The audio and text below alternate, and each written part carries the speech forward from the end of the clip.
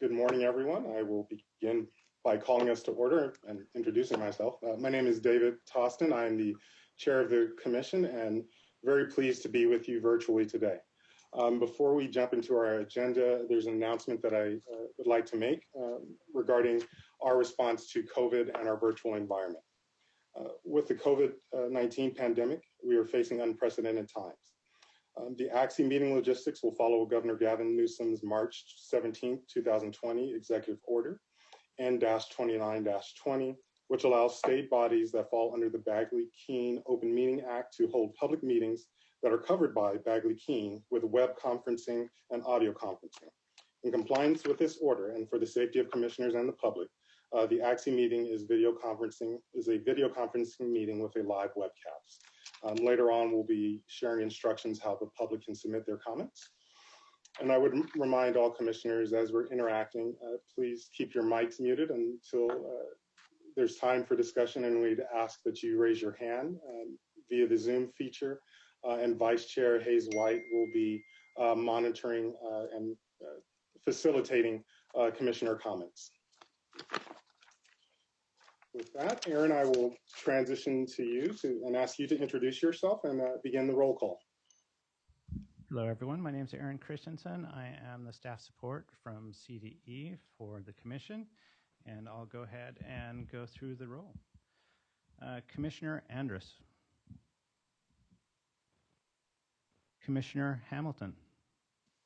Present. Commissioner Harding. Vice Chair Hayes White. I'm here.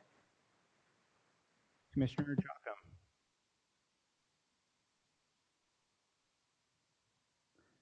Commissioner Lopez. Commissioner Mills. Commissioner Oyakawa. Here. Commissioner Plate. Here. Good morning. Commissioner Salmonson. Here. Commissioner Topalian. Present. Chair Toston. Present. And Commissioner Winlock. Student Commissioner Infante.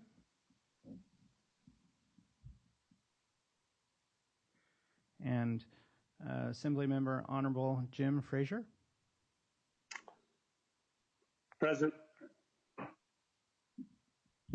State Board Liaison Eileen Strauss. Here. Glad to be here. And the new Director of Special Education, Heather Calamis. Hi, good morning. Present. And that is the roll call. And we do have a quorum. Perfect. Thank you very much. Vice Chair Hayes White, will you lead us in the Pledge of Allegiance? Absolutely. Place your right hand over your heart. Ready, begin. I pledge allegiance to the flag of the United States of America and to the republic for which it stands, one nation, under God, indivisible, with liberty and justice for all. Thank you. Thank you, everyone. And for those of you who are viewing online, the public, I wanted to just share that we decided not to stand for the Pledge of Allegiance because of our virtual environment, not as a statement or anything else. We talked through the idea of standing up for the pledge with our video cameras and having kind of our torso being projected to the world. And so we thought sitting and pledging was a far better solution. With that, I wanted to share a few announcements and communication. I wanted to begin by welcoming the Honorable Jim Frazier, who is joining us and representing the Assembly. Sir, thank you so much for the commitment of your time, as well as your long history in supporting the work for students with disabilities. Thank you for joining us this morning. My pleasure. Thank you for including me. I'd also like to welcome Heather Calamis, the new Director of Special Education for our state. I believe this may be your 1.5-week anniversary of joining us. And so we are pleased to have you join us this morning. Great. Thank you so much. Actually, it's 2 days. I'm 2 days in, so but happy to be here. Well, I can tell you on behalf of Vice Chair Hayes White and myself, we are here 1 day in our new roles, so we will all learn together. Great.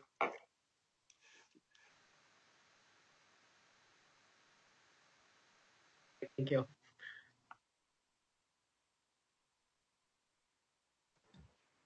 David, you're muted.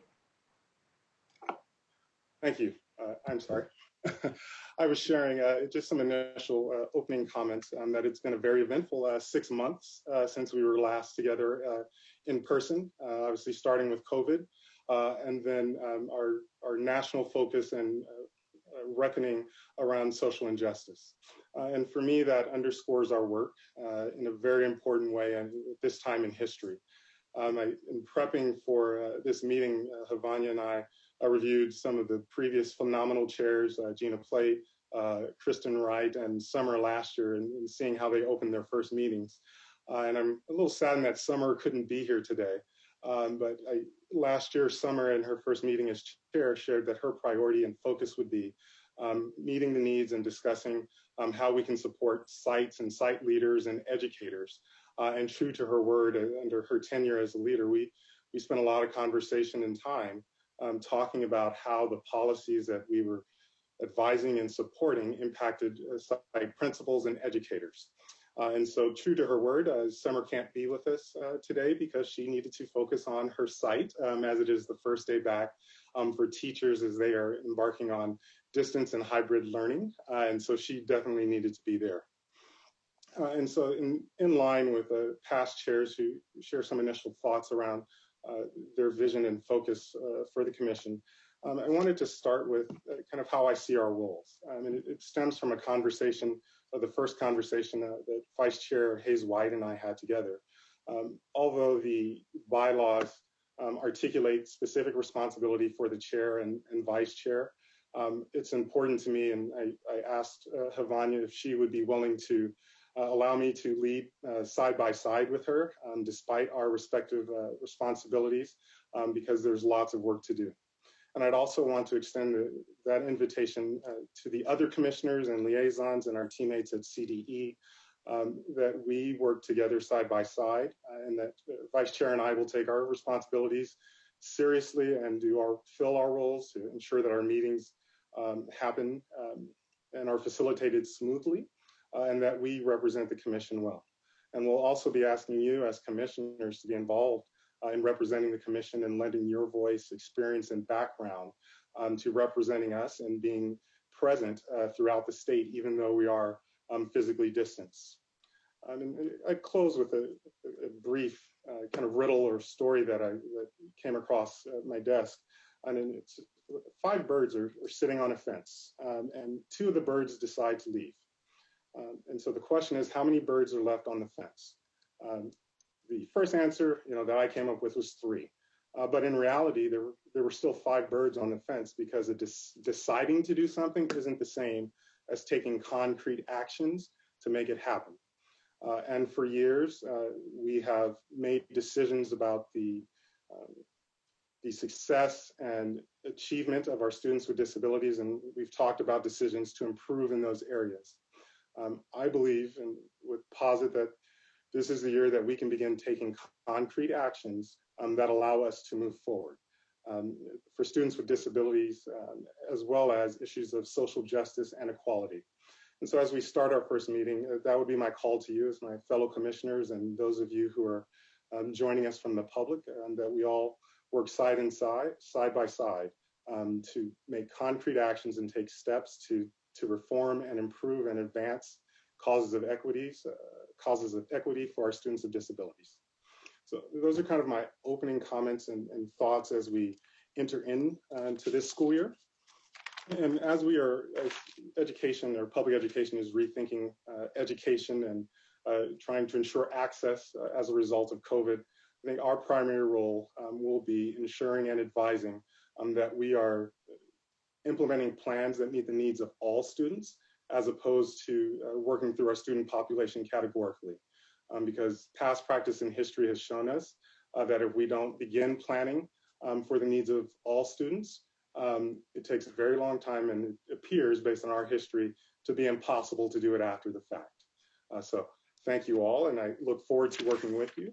Some of the other announcements that I wanted to share in terms of just nuts and bolts pieces.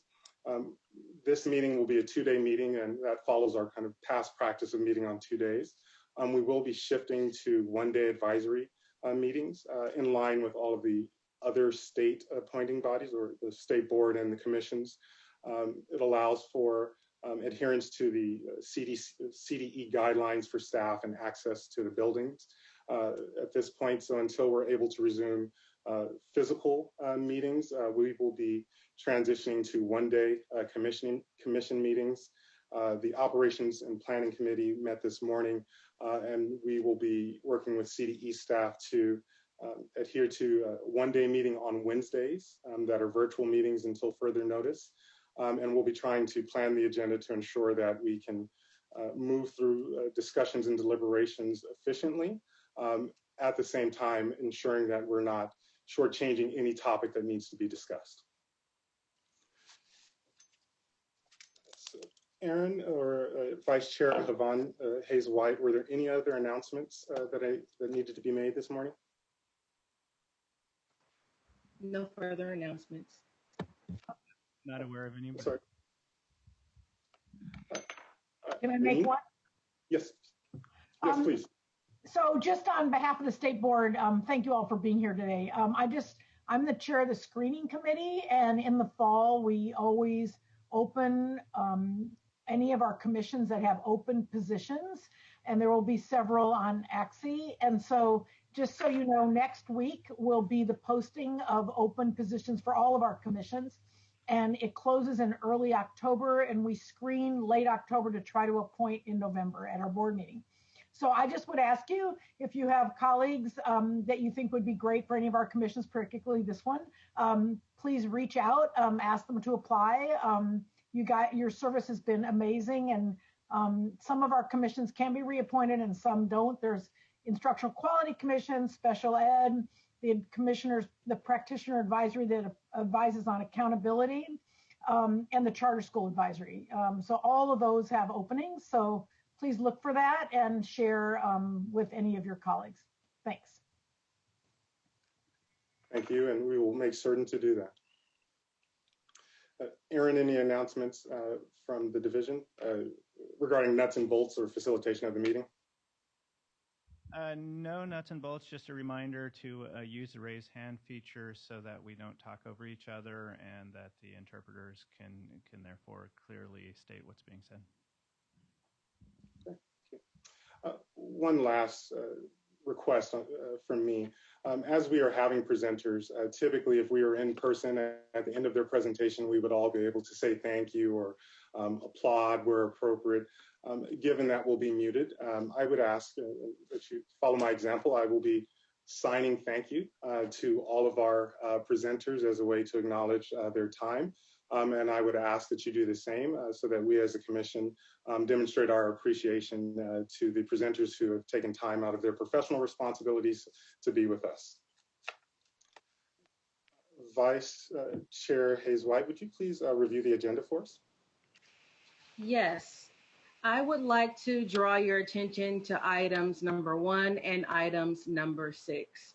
There is a change of order with these items based on presenter need. Therefore, today's agenda is as follows. Item number 1, Commissioner updates and liaison reports. Item number 2, Special Education Division update. Staff will review additional guidance and legislation related to COVID-19 from both the state and federal levels. Item number 3, Learning Continuity and Attendance Plan. Staff will provide background and an overview of the Learning Continuity and Attendance Plan. Item number 4, Commissioner Liaison Assignments. Commissioners will review the past liaison assignments and duties. We will have our break from 12:15 to 12:30.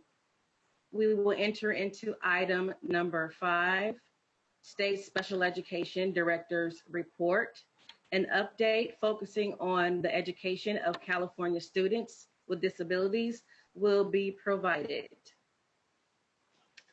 Item number 6, the Bagley-Keene Open Meeting Act Training and Commissioner Orientation.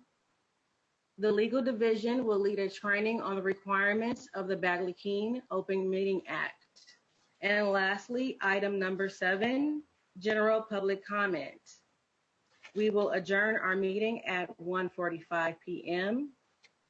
Fellow commissioners, if you would like to make a comment after each item, please raise your hand in the chat and I will call you in the order received. To our viewers, public comment is highly encouraged. Public comment may be made after each item via email and/or telephone. Public comment will be limited to 1 minute. Aaron will explain the logistics of the public comment. Aaron? Yes, public can call in at the number on the screen, 712-432-0075, and enter the access code 651905. Once in the queue, they will have to press *6 to be placed in the queue to talk, and then press 1 to talk. Also, if public wishes to submit written comments to the commissioners, they can call or they can submit emails to acse@cde.ca.gov, or if they are having an issue accessing the documents for the meeting, they can shoot an email to that address and we will send out the documents to them. And that's it for the public comment. Thank you, Aaron, and thank you, Vice Chair Hayes-White. Unless there are any questions from commissioners, I will move on to our first item. Moving on to item 6, commissioner updates and liaison reports. I'd like to begin by providing an opportunity for our appointing body liaisons to share any updates that are relevant for the group, and then we will move into an overview of our responsibility, some of our responsibilities as commissioners as it relates to representation, and then share any commissioner reports around activities since our last meeting. I'm sorry, the liaison to the State Board, Eileen Strauss, I'd open up to you if you had any updates to provide. And I'm sorry for not coordinating this with you and member Frazier in advance. Well, I'll just say the State Board approved at our last meeting the Visual and Performing Arts Framework and the World Language Framework. And those documents went through lots of review, and people are just delighted with the work. It's been a while until we got those completely approved. Instructional Quality Commission met last week and did some edits on a revised ethnic studies framework. Lots of very thoughtful comments and a lot of energy by the Instructional Quality Commission. So that's going out for public comment, and we'll come back and work on that in November. But I think it's important to know it's an important document that will guide districts as they create their own ethnic studies curriculum, and there was a lot of valuable input and comments. So I just think important to keep an eye on that one as well. I think that's all for now that I'll share. Thanks. Thank you. Member Frazier, is there anything that you would like to share? Thank you very much, Mr. Chair. Recently, my office had sent a letter to the Department of Developmental Services and the Department of Education asking on how the two agencies are collaborating during COVID to aid in successes for IEPs with distance learning and other objectives. And I can send the commissioners a copy of the letter and the responses from the superintendent and also the director. again, just trying to be proactive and asking if, we pull out all the stops for these two agencies to make sure that there is no unanswered cry for help, and that we make sure that the individuals that are doing these IEP distance learnings are not struggling in capacity with working families and whatnot. And so trying to get as much help as possible. Parents are reaching out to me in large numbers, asking for help, and because these school districts are overwhelmed as they are. And so just trying to build a coalition of better support and a kind of a blueprint on how to move forward. Thank you very much. So now I would open up, are there any, I'd like to review kind of the operating procedures from our bylaws and that speak around commissioner representation at different activities. Part of our activities and goal is to support the work when we are not convening as a commission, and to be present in support of the work. And we as a commission can authorize different commissioners to participate and represent the commission. If there is an opportunity that comes up between our meetings, requests to represent the commission officially would need to be forwarded to myself to kind of coordinate and ensure that it is a activity or a opportunity that aligns with our strategic plan and legislative platform. As we are representing the commission between meetings, at each meeting we present a report of our activities to ensure that all commissioners are aware of our activities outside of the commission, but also this information is used in developing our annual report. And so as a reminder, without our kind of shared authorization, we're not supposed to be speaking on behalf of the commission without alignment to the commission, or in a way that is not consistent with positions or the direction and in line with our perspectives on particular topics. And so I wanted to share that as a review, because we've asked everyone to, as we're planning for everyone to be active and representing the commission, I wanted to remind everyone of the context and the responsibilities that we're working in. And so with that, I'd like to request if there are any commissioners who have represented the commission since our last meeting and you would like to report out and share, I'd like to open up the floor for commissioners, and then I will close with a report of my activities. I will remind you to please use the hand raising feature on Zoom so that the vice chair can facilitate and make sure we hear your comments in an orderly fashion.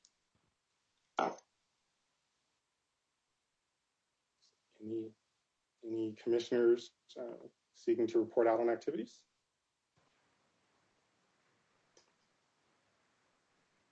I don't see any raised hands in the chat.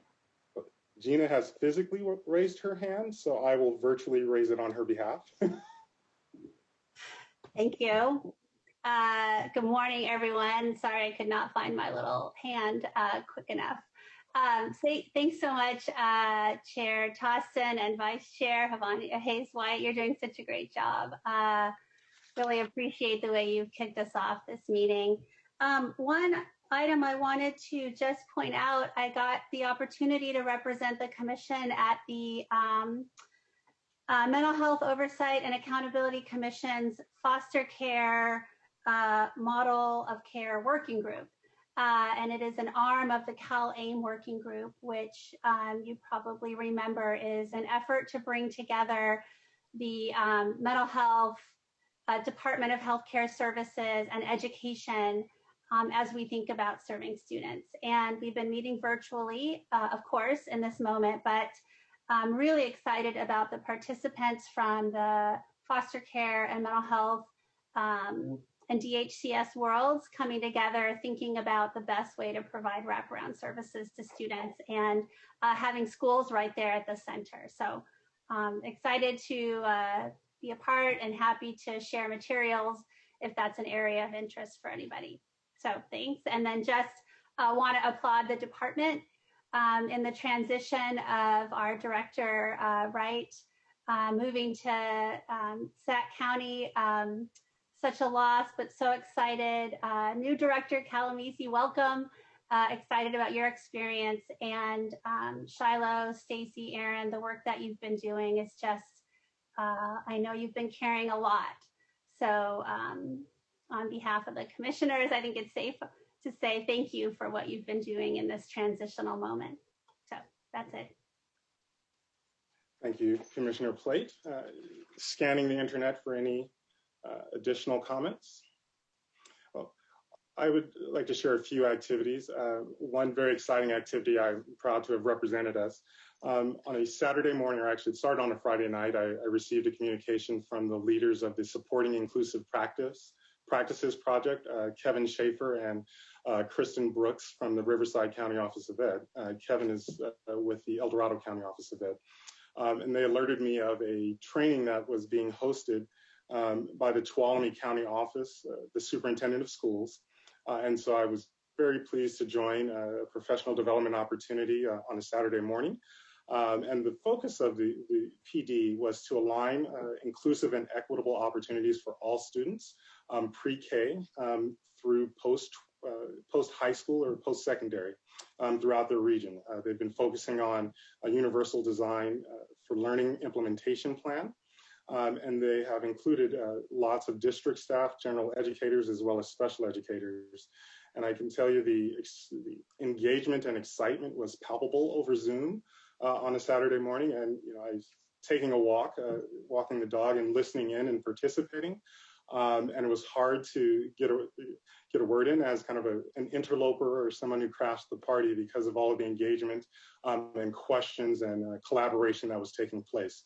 So I wanted to actually report out on that activity and recognize the great work of the team at the Tuolumne County Office of Education. The second activity that I would like to report, I had a conversation with Carolyn Jenkins, a reporter from the EdSource, and she published an article on August 7th that highlighted the changes in special ed funding that are taking place this year and how it will improve opportunities to advance the work of equity for students, as well as demonstrate the commitment on behalf of the administration and the legislature to follow through on a commitment that they began with the Special Ed Task Force in 2015 to improve special education outcomes for students with disabilities. And in the article, I referenced obviously our support of the governor's commitment, as well as recognizing that the increased funding, while greatly appreciated, comes at a unique time. And so the benefit of those dollars may take some time for us to realize as as LEAs are responding to COVID.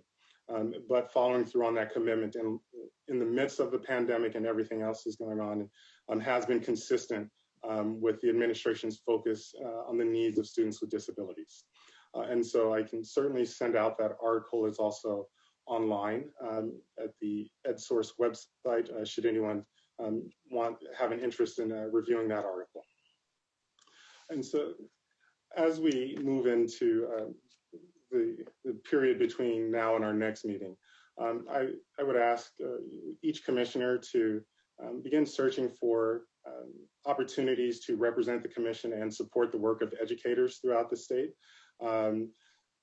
For those of us with professional obligations in public education, I'd ask you to extend outside of your organization and connect with other entities that are also engaged in the work so that they understand that the state is fully behind them and that we as a body are looking for information to equip us to advise and inform our appointing bodies. And so if there are opportunities you'd like to participate, again, please email me and we will make sure that it's in line with the work that we're doing. And as we have our conversation later on in the agenda around our liaison assignments, that will also allow us to focus in on opportunities that align with areas of interest for the commission as well as individual commissioners. With that, I will scan one last time for any last comments. Seeing none, Aaron, are there any public comments or comments from the public that we need to listen to? We don't have any yet, but if we give it a couple minutes just for them to dial in, and we'll try to bring up the public comment number for the audience to see.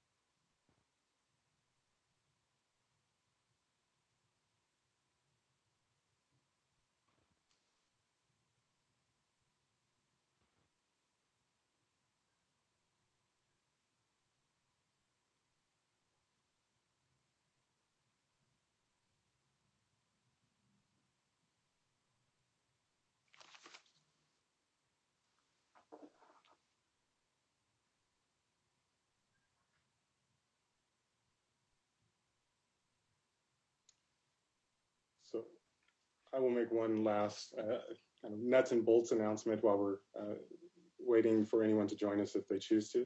I think everyone may be aware that there are a number of wildfires burning throughout the state as well, and that is creating some pressure and brownouts for a number of folks. There are a number of commissioners, or all the commissioners are located throughout the state. So recognizing this is a public meeting and we all want to stay present, there may be times where someone may be experiencing a power outage or lose connectivity. And so we will try and continue to keep the meeting going. But if we have a disruption, we will try to get the meeting back online as quickly as possible, as well as waiting for commissioners to rejoin us should they be disconnected or need to step away. So, Aaron, have there been any public comments? We do not have any public comments in queue at this time. Okay. Then I will close the public comment period for this item and move on to item 2.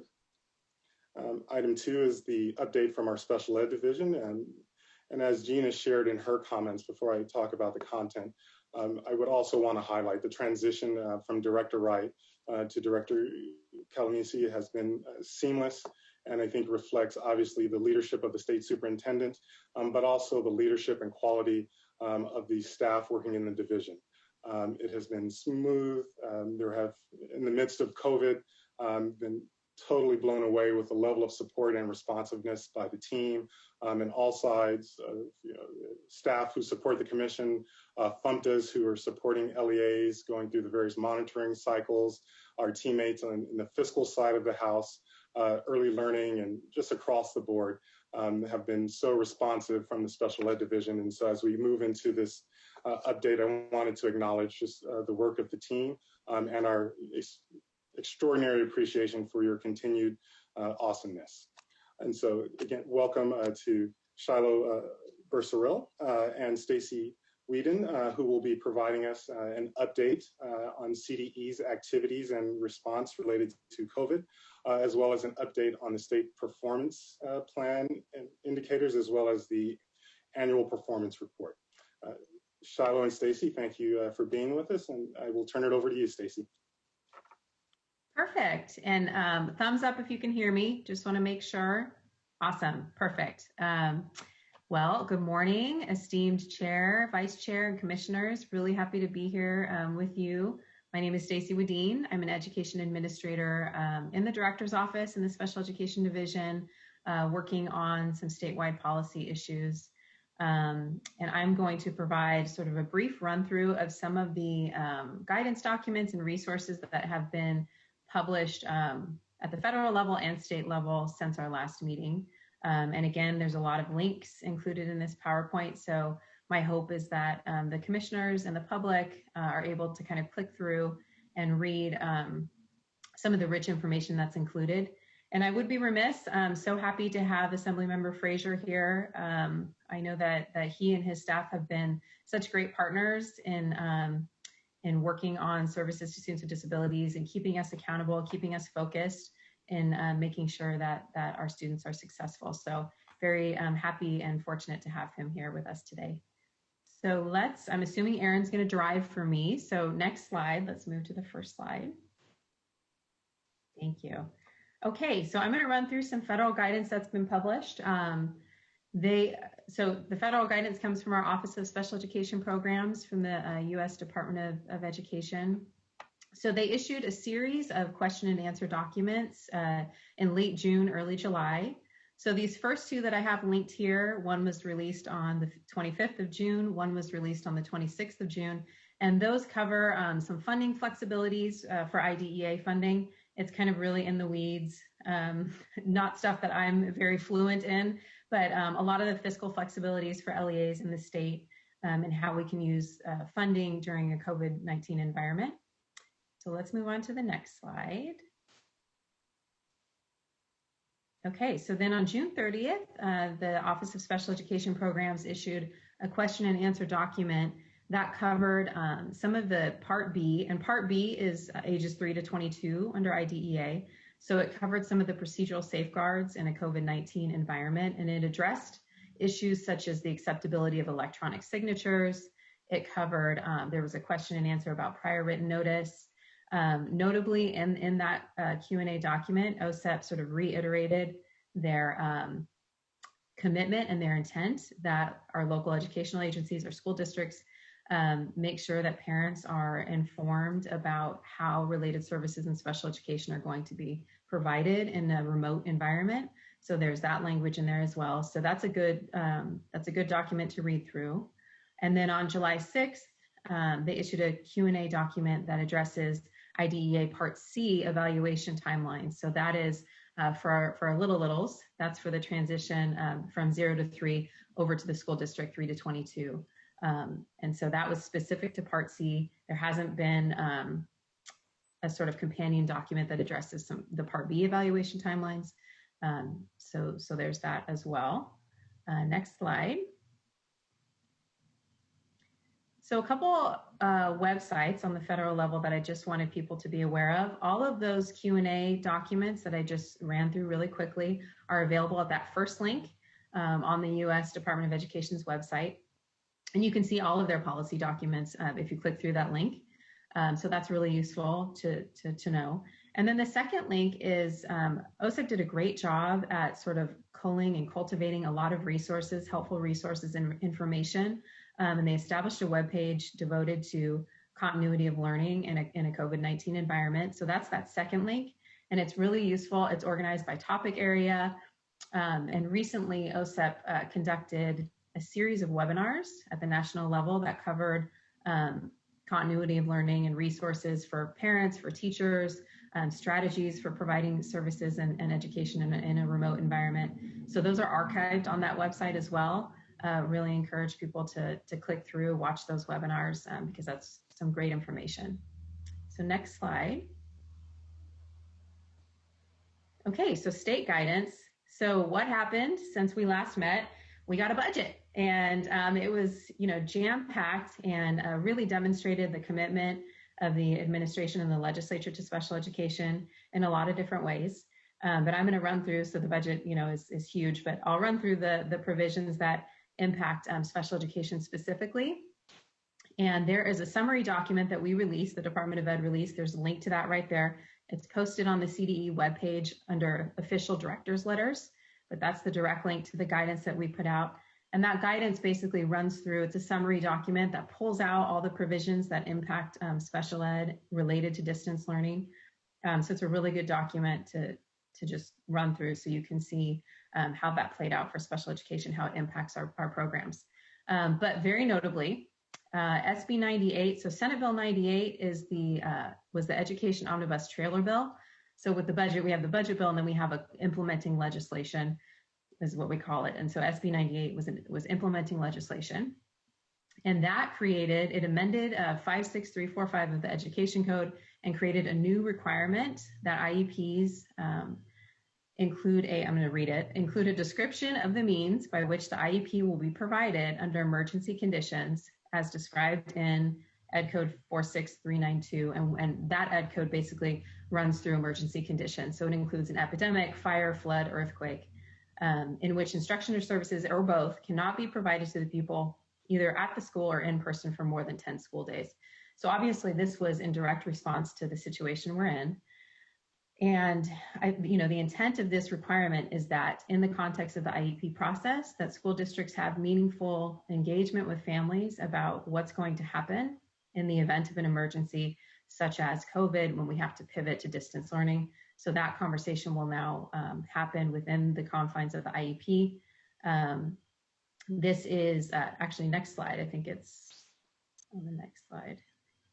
Thank you. So the description required by this legislation must be included in the development of each student's initial IEP going forward, or addressed during the next regularly scheduled revision of a student's IEP, such as the annual IEP that happens for every student. So as we move forward through this school year, that will have to be incorporated and addressed, that description. And the legislation also noted that public health orders must be taken into account in implementing this new requirement. So it's a big deal, big new requirement. And in our districts, a lot of our focus in the past month or so has been supporting our school districts and thinking through this and what it might look like, and making sure that everybody's on the same page going forward. So next slide. Okay, so the other significant thing that the budget and implementing legislation did is it built in. So remember back in March when we had to pivot to distance learning, it's like, initially it was sort of like, what are we calling this? Are we calling it remote learning, distance learning? Is it, so we were at that level where we really were just trying to make things work, and there wasn't a playbook, and there was no definitions or parameters that we could look to. So the budget and SB 98 built out some of those parameters. So it defined distance learning, specified some requirements around distance learning. And so specific to special education, in the definition of distance learning, you'll see Education 43503B defines distance learning and says that it requires that distance learning include a lot of components, and they're listed out.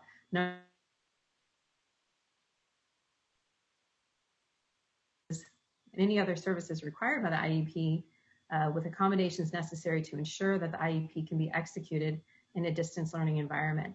So this is sort of a nod to say that distance learning going forward, it has to include special education and related services. That's part of it. It's not something that's separate. It has to be thought through. Next slide.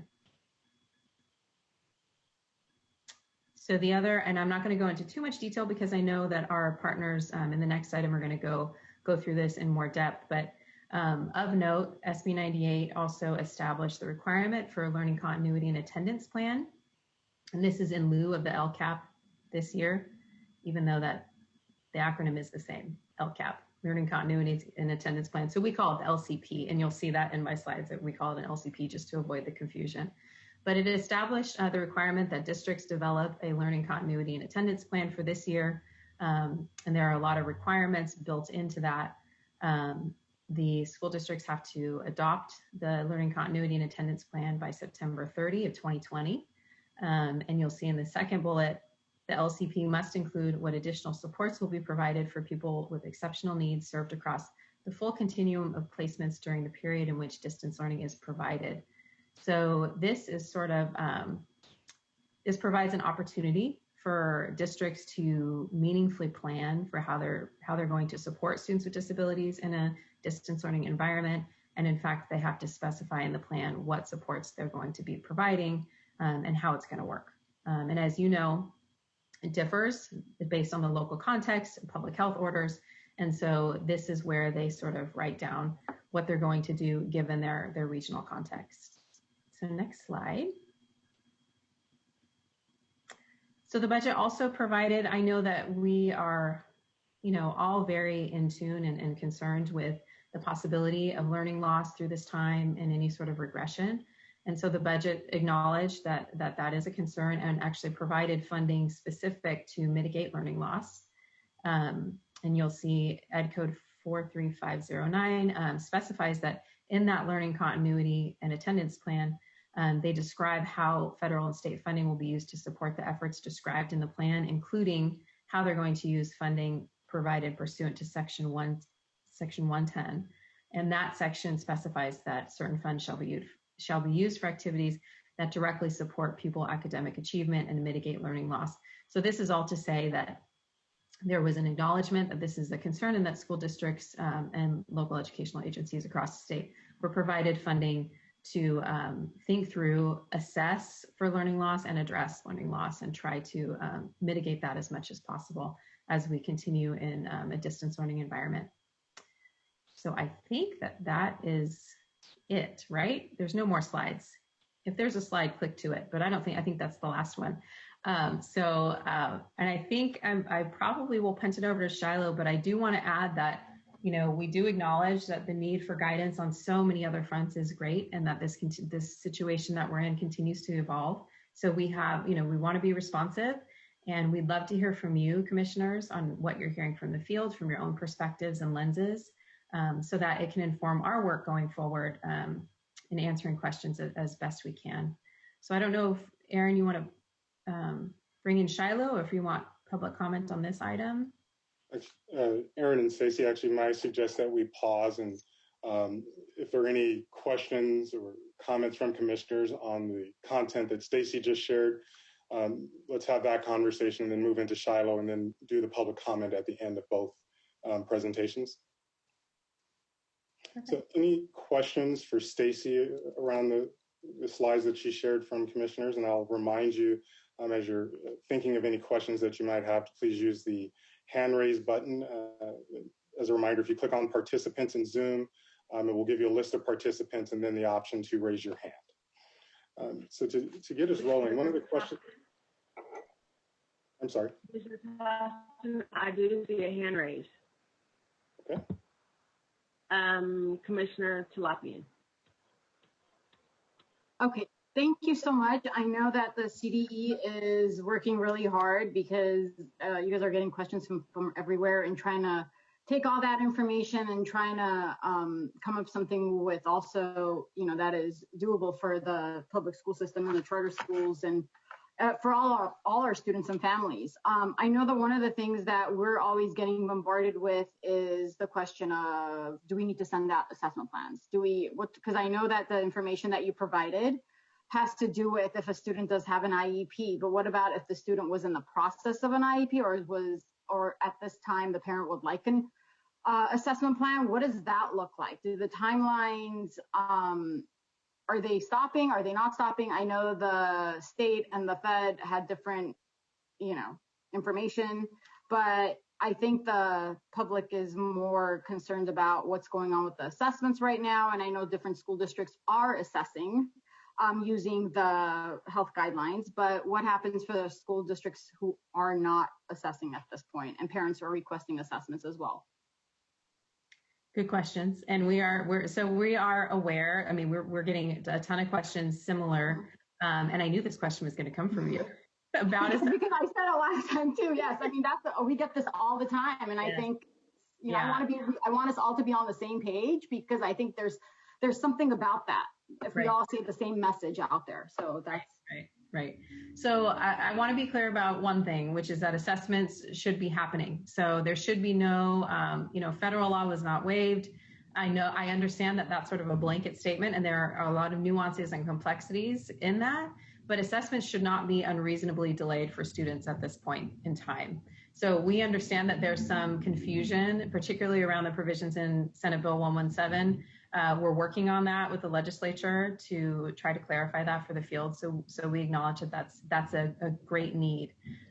So we hope to have something soon to clarify about what the assessment timeline should look like.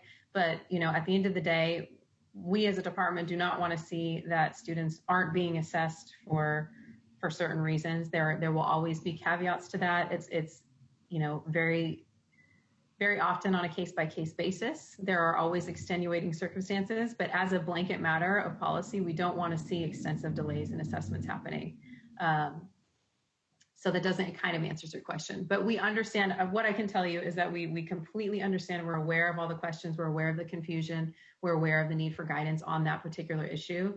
And we are very committed to working through it. We have been trying to work through it. There are a lot of bodies involved in this. Obviously, you know, we have our partners in the legislature. We're also trying to work with our partners at Department of Public Health because they're trying to work on some guidance. They're also issuing K through 12 guidance. So it is a matter of making sure that everyone's on the same page about how we're going to move forward and what the guidance will be. But we do acknowledge, we appreciate the question, and we're working on it. Could I just add something else? And I appreciate your response too. Just when you guys are considering all these different things, maybe perhaps something to consider would be, my suggestion would be that if the school could implement or the district could implement some interventions in place within the multi-tiered system of support within that framework while, you know, the time of pandemic or while school closures until we go back. Just consider that, what weight that could play before we go straight to assessment, because I think that's very, that speaks to what we can do, because this might be the reality for a long time. But just looking at it from a MTSS perspective, multi-tier system of support, just looking at from that framework, that the school could establish some sort of system in there for students to put in place, you know, beforehand, for like a prior written authorization or something like that. That would be my suggestion. Well, and that's wonderful. And that's exactly the type of feedback that we need to hear. And I encourage anybody who's listening and who has some ideas or some considerations that we need to weigh before we put something in writing, that we want to hear that. So thank you for that. I'm writing it down. Commissioner Oyakawa has a comment. Thank you so much for the information. That's a really good, I like the one-stop resource where we can look at all the information at one spot. And the additional steps that the state has taken to support our students and our schools. I kind of wanted to follow up on, it's not just the assessments question, I think. Stacey, you said, you know, I think we don't want to see unreasonable delay. And I think with the families that I talk to, and even our own family, we are all trying to be so flexible and supportive of all our staff and administrators. This is just so unprecedented. At the same time, what the definition of what an unreasonable delay is so hard to get pinpoint. And so, you know, as a parent and as other parents talk, you know, we talk to each other as to like, how long is it taking for your school to do this or that? I think, you know, to the extent it's possible to get guidance and direction from the state, letting the schools, the districts, the LEAs, and the families know what we can expect to see, what is reasonable under these circumstances. And of course, there'll be exceptions, but, you know, if there's, you know, 3 months waiting for an assessment is a very long time versus, you know, 3 weeks, what is normal, and then what is under these circumstances acceptable. Because it's hard to complain about something when you don't know if you're being unreasonable or not. And I think, and I know it puts you all in a position of how do we define that, right? Where are you going to get that from?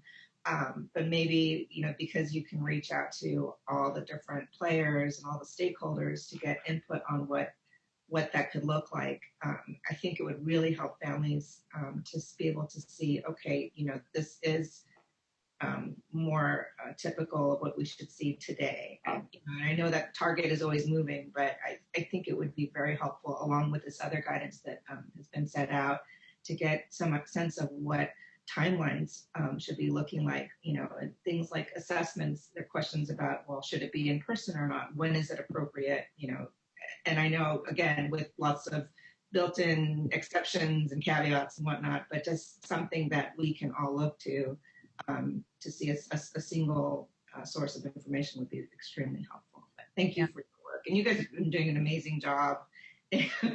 I'm in awe. So thank you all for your hard work.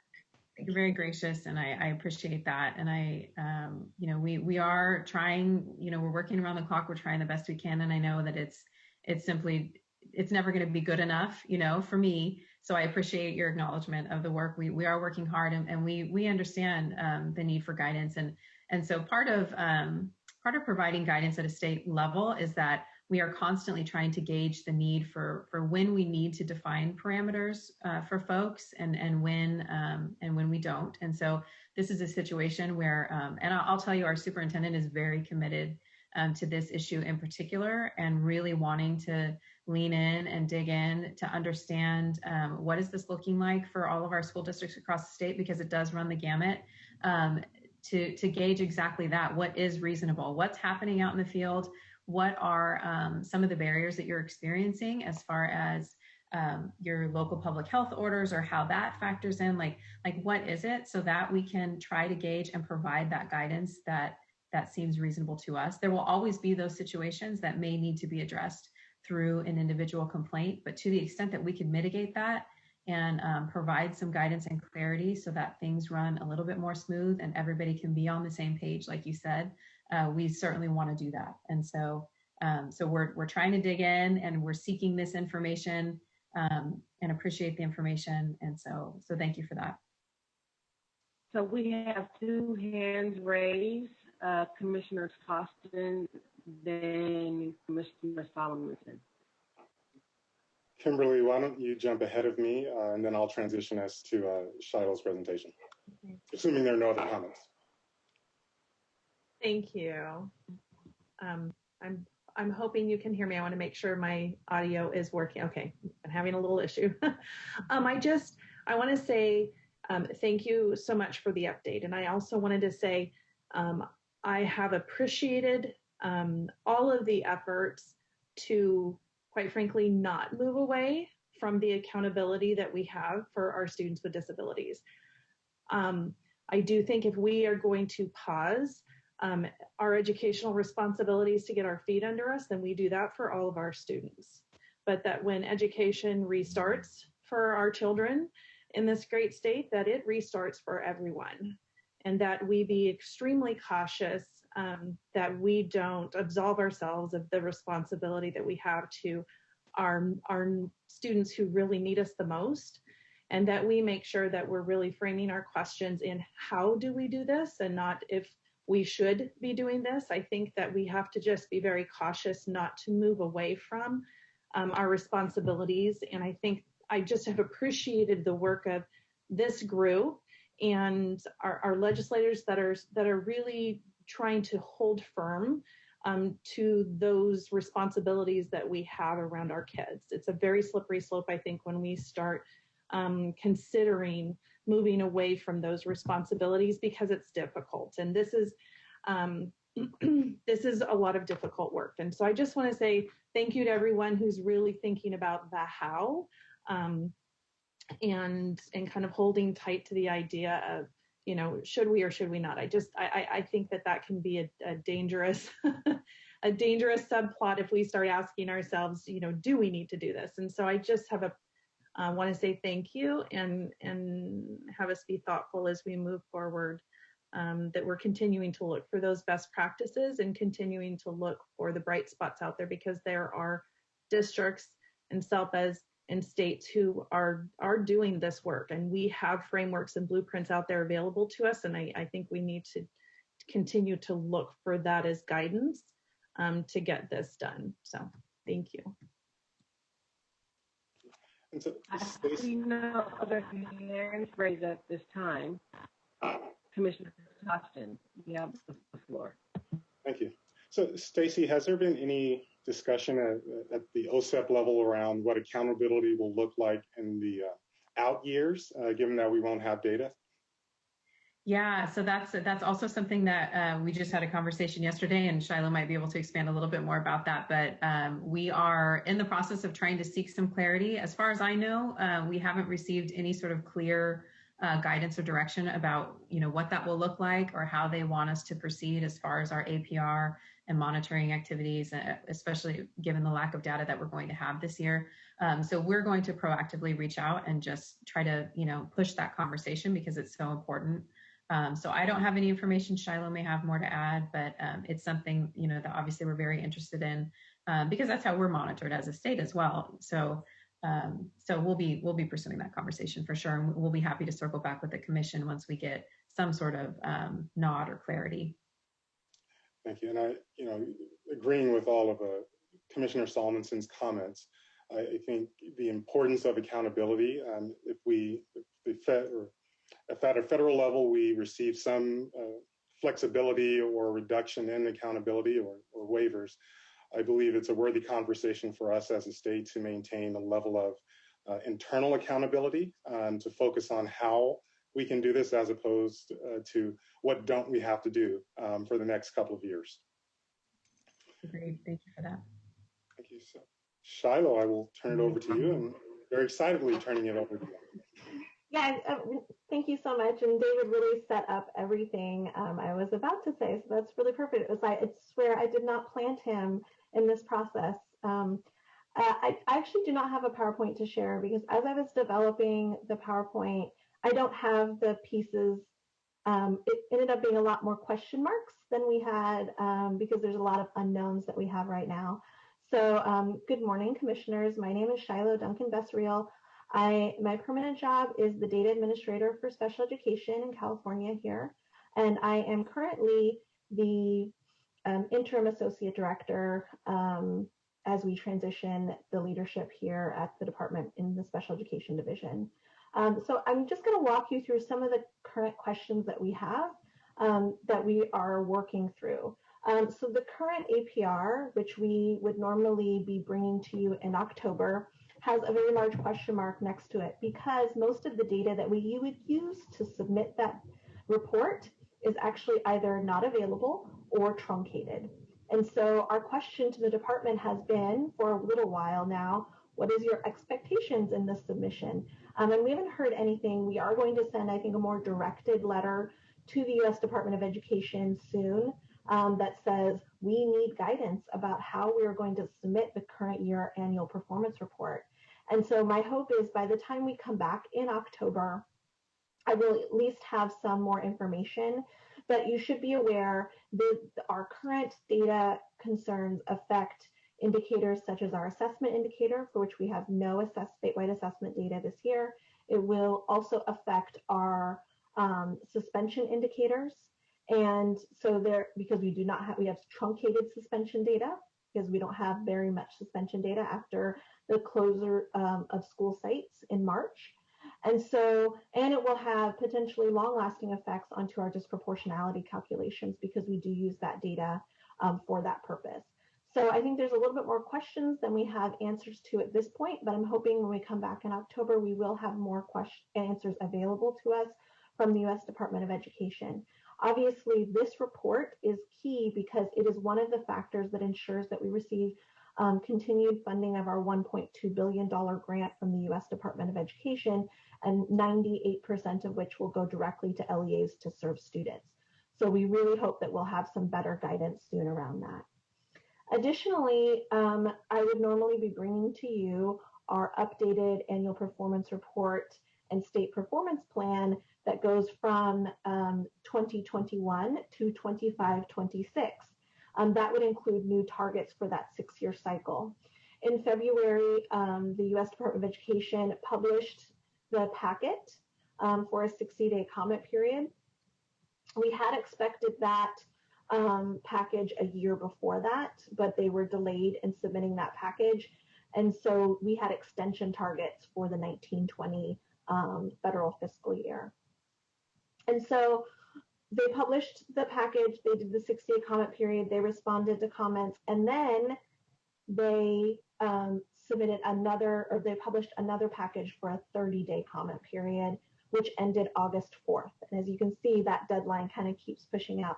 So we still do not have the final package for our annual performance report and state performance plan starting in the 2021 school year for the data. And that would typically make things more complicated. They expect that those sets of data, or that package will be published sometime this fall. My hope is soon, but it's hard to tell, and they haven't given us a clear date.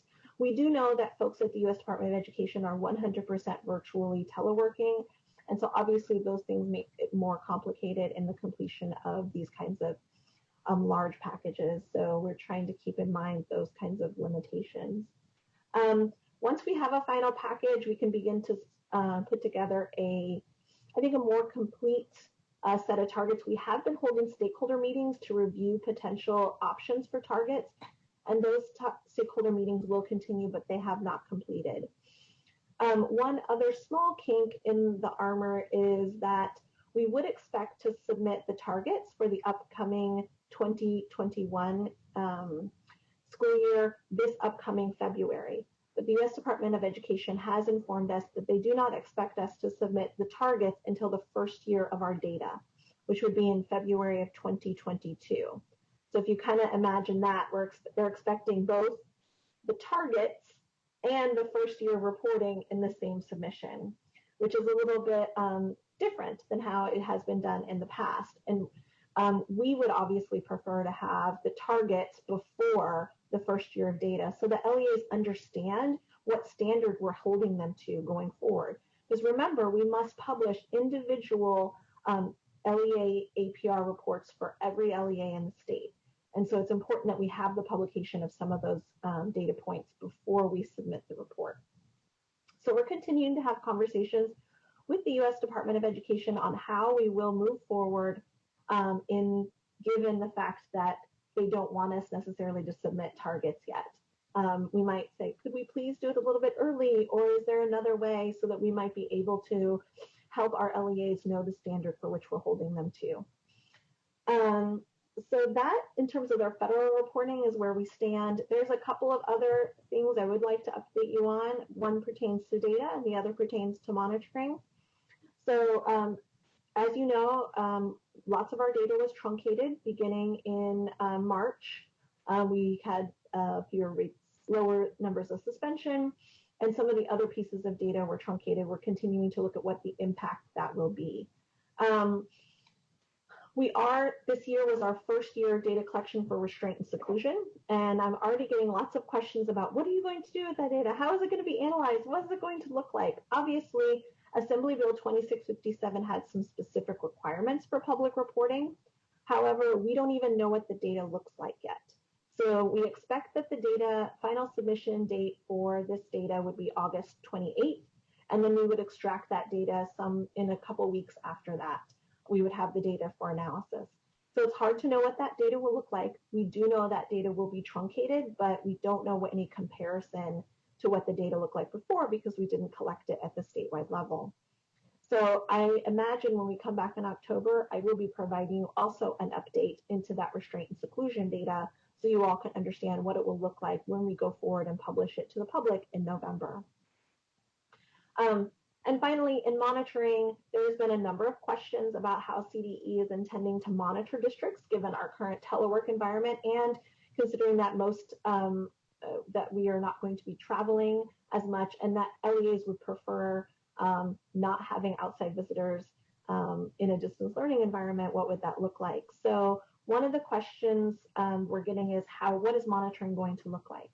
So I can tell you right now, we have started for the 2021 monitoring year the disproportionality analysis. And so we send that data to districts and they perform a self-study in which they're studying how their disproportionality is occurring. They're also looking at files.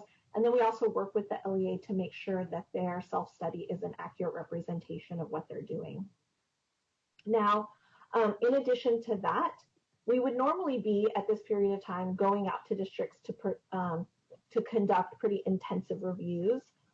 We obviously cannot do that in this environment, but what we will be doing is we will be reaching out to districts, especially districts in our most intensive tier. And these are our poorest performing 10% of districts for students with disabilities. And we'll be reaching out to them to walk through how they are providing services and ensuring FAPE in the LRE during the distance learning period. So that is one of the things that we will be doing in monitoring. Most of those monitoring occurrences will be happening in a virtual environment. So through virtual meetings, there may be additionally some compliance level reviews. And as Stacy was talking about previously, we will also be monitoring late assessments and late IEPs. We do know that there are a number of children who are still waiting on assessments. And so once we have additional guidance that we can provide, we will be monitoring and working with districts to start moving through and assessing students. We do not want to have delays for students. we don't want students to experience delays because these are children who really need support and help, and we don't want them to fall further behind. And so our intent is to really support LEAs into moving those children through the assessment process so that if they need services and supports, they can receive them. So that is the end of what I had to report. So I don't unfortunately have a lot of citations to send you to, but I do have, and it was obviously more questions than answers, but I'm happy to take any questions that you have now. Thank you, Shiloh. Erin, can I ask that you post the call-in number for public comments? And I would ask any members of the public wishing to make a comment, as commissioners are making their comments, if they would get in the queue. Yeah, we'll go ahead and post that now.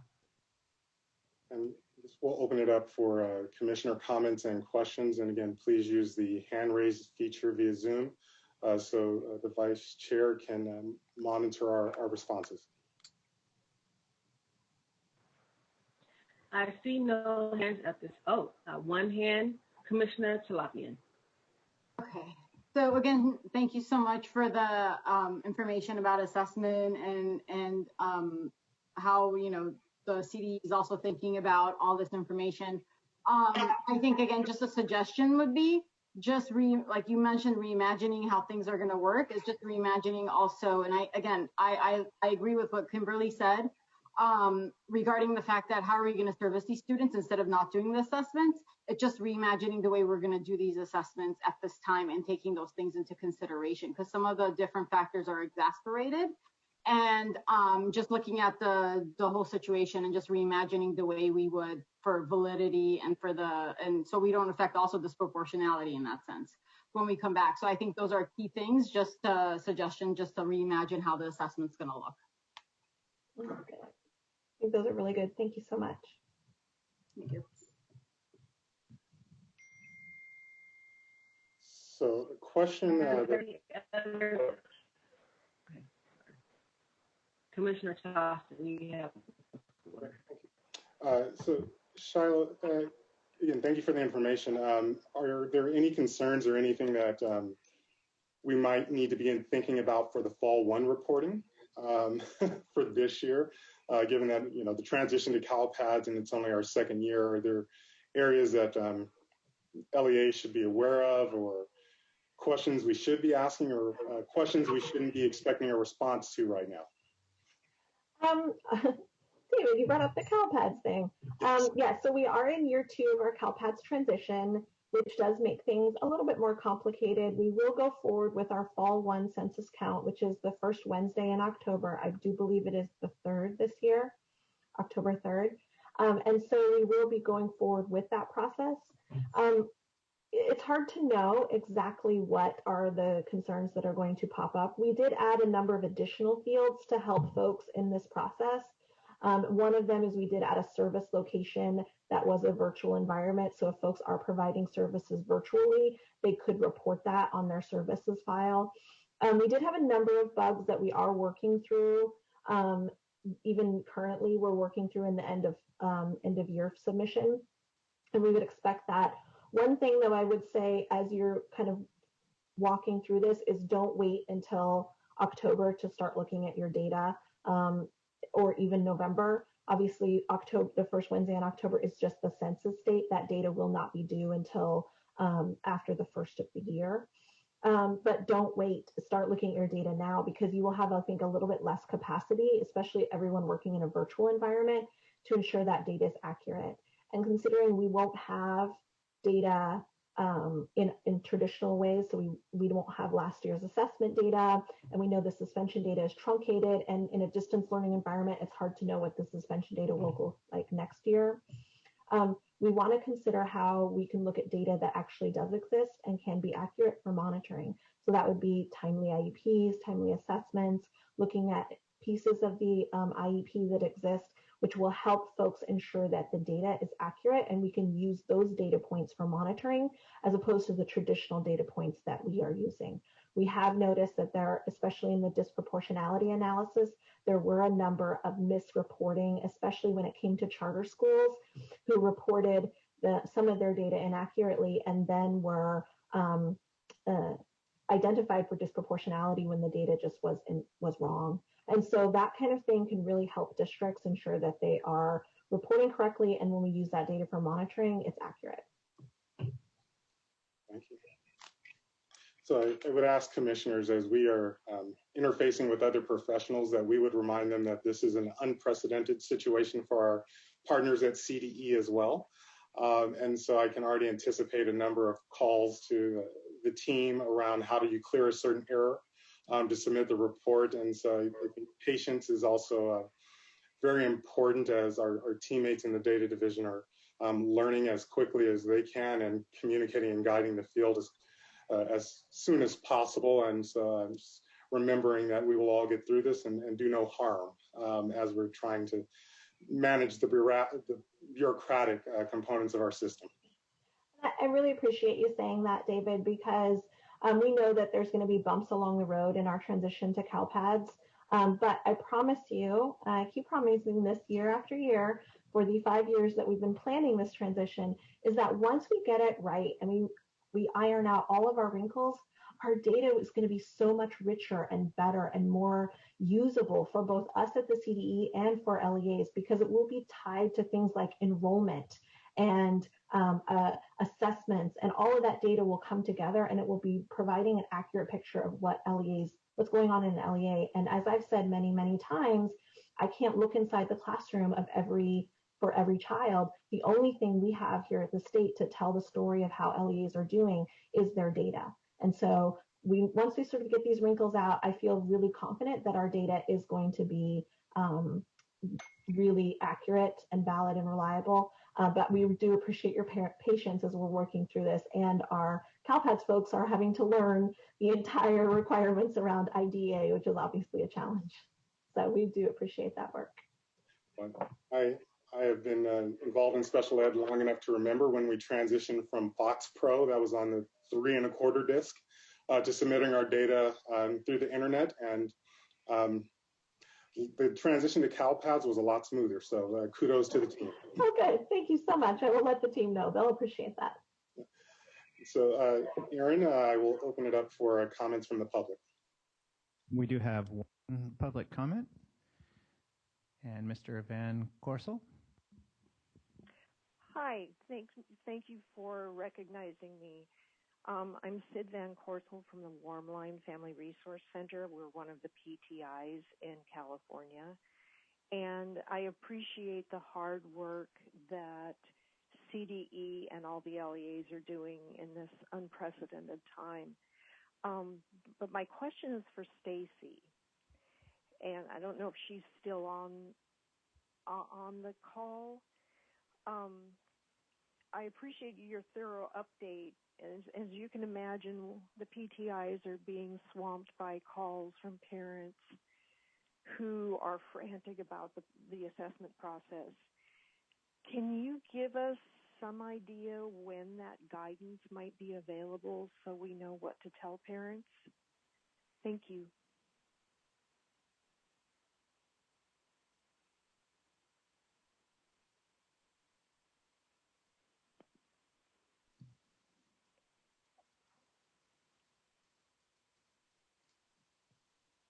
Are there any additional public comments, Aaron? We have no further public comment. Again, Stacy and Shiloh, thank you so much for the information and your continued efforts and support. And I say that to both of you and to the entire team in the division. Thank you so much for being partners with us and trying to support students and educators.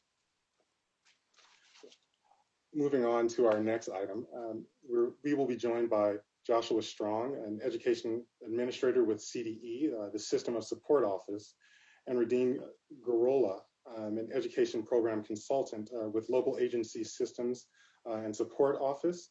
And they will be providing an overview of the learning continuity and attendance plans that will be implemented this year.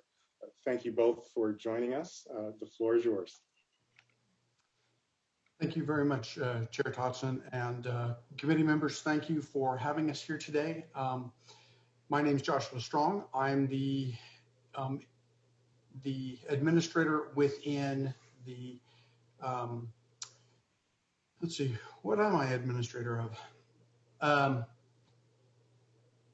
I'm actually the administrator of the System of Support Office. I'm assisting the local agency system support office with as part of their leadership since their administrator recently retired. And as of Monday, I'll be the interim division director for the Student Achievement and Support Division because our director will be going out on maternity leave as of the end of the day Friday, assuming that baby cooperates for the next 2 days. So we're here to provide you with a high-level overview of the Learning Continuity and Attendance Plan. Next slide, please. And our goal today is really to provide you with this, the framework around this plan and how this plan came to be. If you look at the title for the plan, Learning Continuity and Attendance Plan, or Continuity and Attendance Plan, and you turn it into an acronym, you'll very quickly notice that it's LCAP, the same as Local Control and Accountability Plan. So in order to avoid confusion within the field and with stakeholders, the department has been referring to it simply as the Learning Continuity Plan or the Continuity Plan. We're not addressing it as the LCAP or Learning Continuity and Attendance Plan. So just so that there's clarity on that. Next slide, please. So the Learning Continuity and Attendance Plan has been put in place as part of Senate Bill 98 that Governor Newsom approved on June 29th. Particularly Section 34 of the bill did a number of things, among which was to codify what distance learning was and what the requirements for distance learning were for the 2020-2021 school year, as well as putting in place the requirement for all school districts, county offices of education, and charter schools that we'll collectively refer to as LEAs, or local educational agencies, to adopt a learning continuity and attendance plan on or before September 30th, 2020. Part of the intent of putting this requirement in place was to provide LEAs with an alternative way of describing how they're going to provide an educational program throughout this year that meets the needs of their students and community members in addressing their local response to the COVID-19 pandemic, and to provide them with a way in which to express this to the public, while at the same time relieving them of the requirements to develop a 3-year local control and accountability plan. The requirement to develop the local control and accountability plan, the LCAP, has been moved to the 2021-2022 school year. And so the Learning Continuity and Attendance Plan is really a vehicle for the community, or for the LEA, to clarify what its thinking is around how they're supporting students and families. They're going to reflect on the planning that's already taken place and communicate this to stakeholders in a way that's meaningful. The requirements of what need to be included within the plan are provided within the plan template and within the instruction document, both of which are available on the department's webpage. Next page, please. Now, as I've already mentioned, SB 98 provided a number of requirements for LEAs related to how they're going to provide distance learning, and also what they're going to do in order to mitigate learning loss specifically. And really, the intent of the continuity plan is not necessarily to provide a description of how the LEAs are meeting particular programmatic requirements that are found within SB 98. It's really to provide the LEA with an opportunity to express the actions and services that it's doing for students, for its community, and to provide a high level, provide a description of different components that may be required or that the LEA may use during the 2020-2021 school year. Next page. So there's three kind of components that we see as being included within the plan. First, there's the template. Second, there's the instructions, which inform the development of the template. And then there's also the resources and guidance to support LEAs and stakeholders in understanding the changes that have been made for this school year by Senate Bill 98. Next page. So at this point, I'll turn it over to my colleague, Radine Girola, to go over the process and the timeline for the plan. Thank you, Josh. I am having problems with my speaker. Can you all hear me? Okay, thank you. Next slide, please. So within the process and timeline of the Learning Continuity Plan, this first slide is showing that stakeholder engagement and that process is required to inform the development of the Learning Continuity Plan. And again, just a high-level overview. Each of these bullets is explaining the specific aspects for stakeholder engagement. Next slide. Moving towards adoption of the Learning Continuity Plan on or before September 30th, there are to be 2 public meetings held. The first one, the public hearing, is where the Learning Continuity Plan is presented to the public for review and comment. And then on or before September 30th, the adoption of the Learning Continuity Plan is to take place. The adoption meeting is to happen after, not on the same day as the public hearing, and the 72-hour posting requirements are in place. For these 2 public meetings, there must be options provided for remote participation. Next slide. So within 5 days after adoption, the LEA is to submit the plan to the appropriate authority. So school districts would be submitting their Learning Continuity Plan to its county Office of Ed. The county Office of Ed would be submitting the Learning Continuity Plan to the CDE. And then charter schools would be submitting their plan to its chartering authority as well as their county Office of Ed. In the parentheses there, if the county Office of Ed is the chartering authority, then that would be the only place that the charter school would submit the plan. Next slide. For school districts and county Office of Ed only, the reviewing authorities have until October 30th to submit any recommendations in writing for amendments to the plan. Next slide.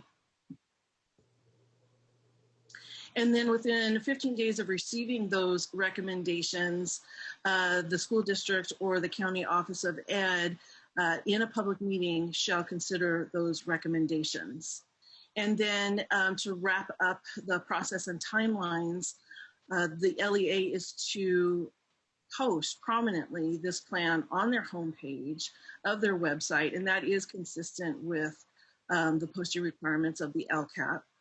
COEs have that obligation as well, but they also need to post all of the learning continuity plans submitted by their school districts and charter schools or links on their webpage. And with that, next slide, I will hand it back off to Josh to start unpacking the parts of the plan. Thank you, Radine. Next slide.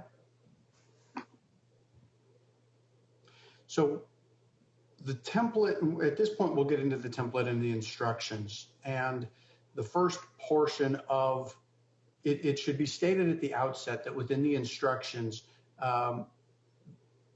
there's guidance that's provided to LEAs to make sure that the information that's being provided in response to the prompts on the template is succinct and is provided in such a way that community members, stakeholders, parents will understand what's being done. And so really the intent here is that the plan not contain pages and pages and pages of descriptions related to specific actions and services, but that it be provided in a way that parents and community members are going to understand what the plan is. And so the plan begins by asking the LEAs to provide a description of what the impact of the COVID-19 pandemic has been on the LEA and the community, including any pertinent information that they feel they need to provide around this particular piece. In certain instances, there might not be a whole lot of impact on the LEA. In other instances, there might have been or might be a lot of impact. Next slide. The next component is stakeholder engagement. And within the stakeholder engagement section, there are 4 specific prompts. The first is a description of the efforts that the LEAs made to solicit stakeholder feedback, what sorts of things that they have done. Then a description of how they provided options for remote participation in the public hearing and the public meeting, and how they also solicited recommendations or solicited input from those that may not have access to the internet, as well as those who speak languages other than English. The third prompt is a summary of feedback provided by specific stakeholder groups. Within the statute for the Learning Continuity Plan, there are specific stakeholder groups that are called out that the LEA is required to engage with. Those include students, parents, teachers, other school staff, local bargaining units, the community members, and for county offices and school districts, the Parent Advisory Committee and the English Learner Parent Advisory Committee, if one is required based on the student numbers. And so those would be, at a minimum, those would be the stakeholder groups whose feedback is being summarized in this particular area. And then the last prompt asks LEAs to provide a description of specific areas within the plan, whether that's actions or services, strategies, things of that nature, that were informed or influenced by specific stakeholder input. So drawing a through line between the input that's been provided and the resulting plan and the actions and services that are within it. Next slide, please. And so now we get into one of the 3 main components of the plan.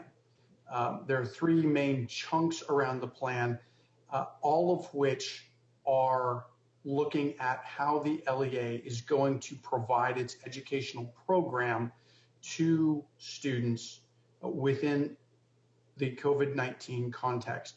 And the first of these 3 sections is in-person instructional offerings. And so the LEA is asked to provide a description of how it's going to offer classroom-based instruction, particularly for students who have experienced significant learning loss, and ensure that those students are able to participate in an in-person learning environment that is both providing them the education that they need, but also the safety that they need. And so within the instructions for this particular component of the plan, it's specifically asking LEAs to address how the LEA has considered things like traffic flow, personal protective equipment, contact tracing and monitoring, cleaning within the school site, and all of those elements that go into providing a safe place to have educational services provided within this context. It's really focused less on a complete description of the educational program that's being provided. It's more focused on how the LEA is going to meet those needs specific to the COVID-19 context within in-person instruction. Next slide, please. And then as part of this, there's the actions and services that are related to this. And this would be, this is one of 3 particular areas that asks for actions related to one of these components. In this case, it's a description of the action or service, what total funds are contributing to funding that action and service. And then the contributing column is where the LEA is identifying whether or not that action or service is contributing to the requirement that all LEAs have as part of the local control funding formula, or LCFF, to increase or improve services for its unduplicated student groups. And that would be the English learners, the foster youth students who are foster youth, and the low income students. Next slide, please. The second major component of the plan is the distance learning component. And so within the distance learning component, you've got a number of different prompts, because distance learning is something that within SB 98 has just been codified. It's been formally written into statute as an educational option under certain circumstances or conditions, and it's also been explained what's required to be part of that. And so this particular section is a little bit more detailed than the prior section was. But again, it's focused on the LEAs providing that comparable educational experience to students in the distance learning environment as a result of COVID-19. So the first prompt is related to how the LEA is going to provide its instructional program that's substantially similar to the in-person program across the full continuity of instruction. It's asking what sort of things the LEA is going to put in place or going to do in order to provide a comparable educational program. Next slide, please. The next prompt relates to access to devices and connectivity, specifically asking the LEA to provide its plan for addressing needs around access and connectivity. And specific to students with disabilities, this could also include descriptions of any additional technology that a student with disabilities would need in order to participate fully in the distance learning environment. So to the extent that additional devices or connectivity or certain specific technological requirements are called for within a student's IEP, these could be provided, described, and summarized within this particular prompt of the plan. Next slide, please. Third is pupil participation and progress. We're asking the LEA to describe how it's going to assess student progress through live contacts, synchronous interaction, and how they're going to measure the participation and time value of work. Again, these are new requirements that are put in place by SB 98 around the need to have live interaction, and to do so in a way, it should also be said that SB 98 provides flexibility for LEAs to consider individual student needs. Students that are medically fragile are specifically called out within statute, as well as students that may be more at risk due to COVID-19. So again, for some of our students with disabilities, this could be another way in another place within the plan where an LEA is describing how it's going to provide specific assessment of progress related to its students with disabilities. Next slide, please. Then distance learning professional development. What's the LEA's plan for providing professional development resources, including technological support, troubleshooting, including any sort of distance learning curriculum or activities or things of that nature that the LEA is going to use as part of its educational program. Next slide, please. The next prompt within distance learning is around staff roles and responsibilities, and is specifically looking at asking LEAs to describe what sort of modifications have been made to staff roles and responsibilities, and including any changes to an employee's original role or responsibility. And so thinking in terms of our students with disabilities, specifically around staff that might be supporting our students as part of their instructional day during in-person learning, how might those, the roles and responsibilities, the duties of those staff members be changed or have been repurposed or have been adjusted based on the implementation of COVID-19. It could also, within this prompt, you could also potentially see descriptions of how those roles will adjust depending on whether the student is in a distance learning environment as opposed to the in-person environment. Next slide, please. And then supports for pupils with unique needs. And this is specific to, among other student groups, students with disabilities. And so if you look at the prompt, I think that it's worth calling out that these are additional supports that the LEA is providing during distance learning to assist students with unique needs.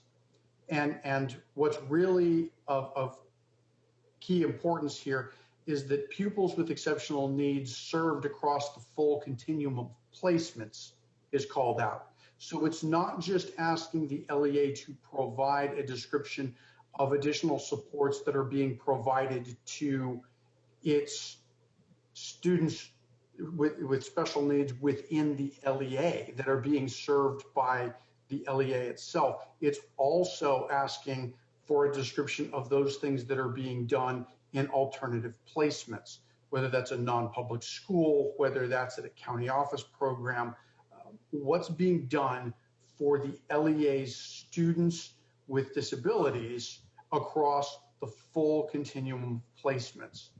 So that's certainly one of the key things to look at within the distance learning portion of the plan. Next slide, please. And then again, similar to the in-person instruction, we have the actions that are related to the distance learning program. This is where the LEA would be providing us its specific actions, the total funds that are being used for those actions, and then whether or not the action or service is contributing towards meeting the requirement to increase or improve services for the foster youth, English learner, and low-income students. And as Shiloh frequently likes to bring up and remind everybody,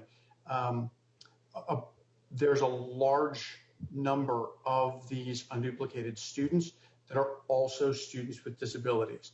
So when we're thinking of these students, We're not thinking, we don't want to think of them in silos as this is a student with disabilities or this is an English learner, but we want to think about the entire, who the student is, the total student. And not only how are we supporting them as an English learner, but how are we supporting that English learner as a student with disabilities who might also be low income. And they're going to have different needs around each of those particular components, but how are we braiding those together to ensure that that student is receiving the maximum educational benefit that they can from that program. And so we'll go to the next slide, and I will turn it over to my colleague, Ray Dean, to discuss the next component. Thanks, Josh. So the next component is around pupil learning loss. And regardless, excuse me, of the method of instructional delivery, whether it is in-person instruction or distance learning, an LEA is required to address pupil learning loss that has resulted from COVID-19. So this first prompt is asking LEAs to describe how learning loss is being addressed and how LEAs are going to assess pupils to measure their learning status. So while statute called out particularly subject areas like English language arts, the English language development, and mathematics, an LEA is responsible for explaining or describing how they are going to be measuring learning status in all of these academic areas. And again, as Josh said before, this is also an area where students with disabilities, it would be expected to have some description on that. So next slide, please. Within the pupil learning loss component, there's also an area for LEAs to describe strategies.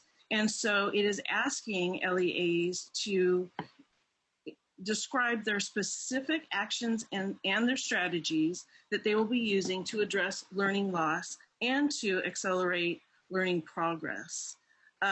Also in this area, an LEA is to describe how these actions and strategies differ amongst what those offerings are going to be different, because English learners, low-income pupils, foster youth, pupils with exceptional needs, and pupils who are experiencing homelessness have different needs. And so this portion of the Learning Continuity Plan is asking LEAs to describe those actions and strategies for all pupils, but also how they're going to differ for these pupil groups. Next slide. Before we go any further, just to provide a little bit of clarification, within LCFF statute, students with disabilities are described as students with exceptional needs. So just as a point of reference, when it says students with exceptional needs within LCFF statute, it's specifically referring to students with disabilities. Thank you, Josh. So the last, or the third prompt in the pupil learning loss section is asking LEAs to describe how they will measure the effectiveness of those implemented actions and strategies. And there is a resource that LEAs can tap into for further guidance for this prompt. Next slide. There is an actions table to address pupil learning loss, which Josh has described previously. Again, there is a description of what the action is, the total funds, and if the action is contributing to the increased or improved requirement. Next slide. So other components of the Learning Continuity Plan include the requirement for LEAs to describe how they will monitor and support mental health and social emotional well-being of the LEA's pupils and staff. So this description is also to include what are the professional development offerings that are going to be provided, as well as resources that the LEA will provide to address trauma and other impacts resulting from COVID-19. Next slide. The LEA is also required to provide a description of how tiered re-engagement strategies will be used for students who are not engaging in the distance learning program and how supports are being provided to parents and families as well. Next slide.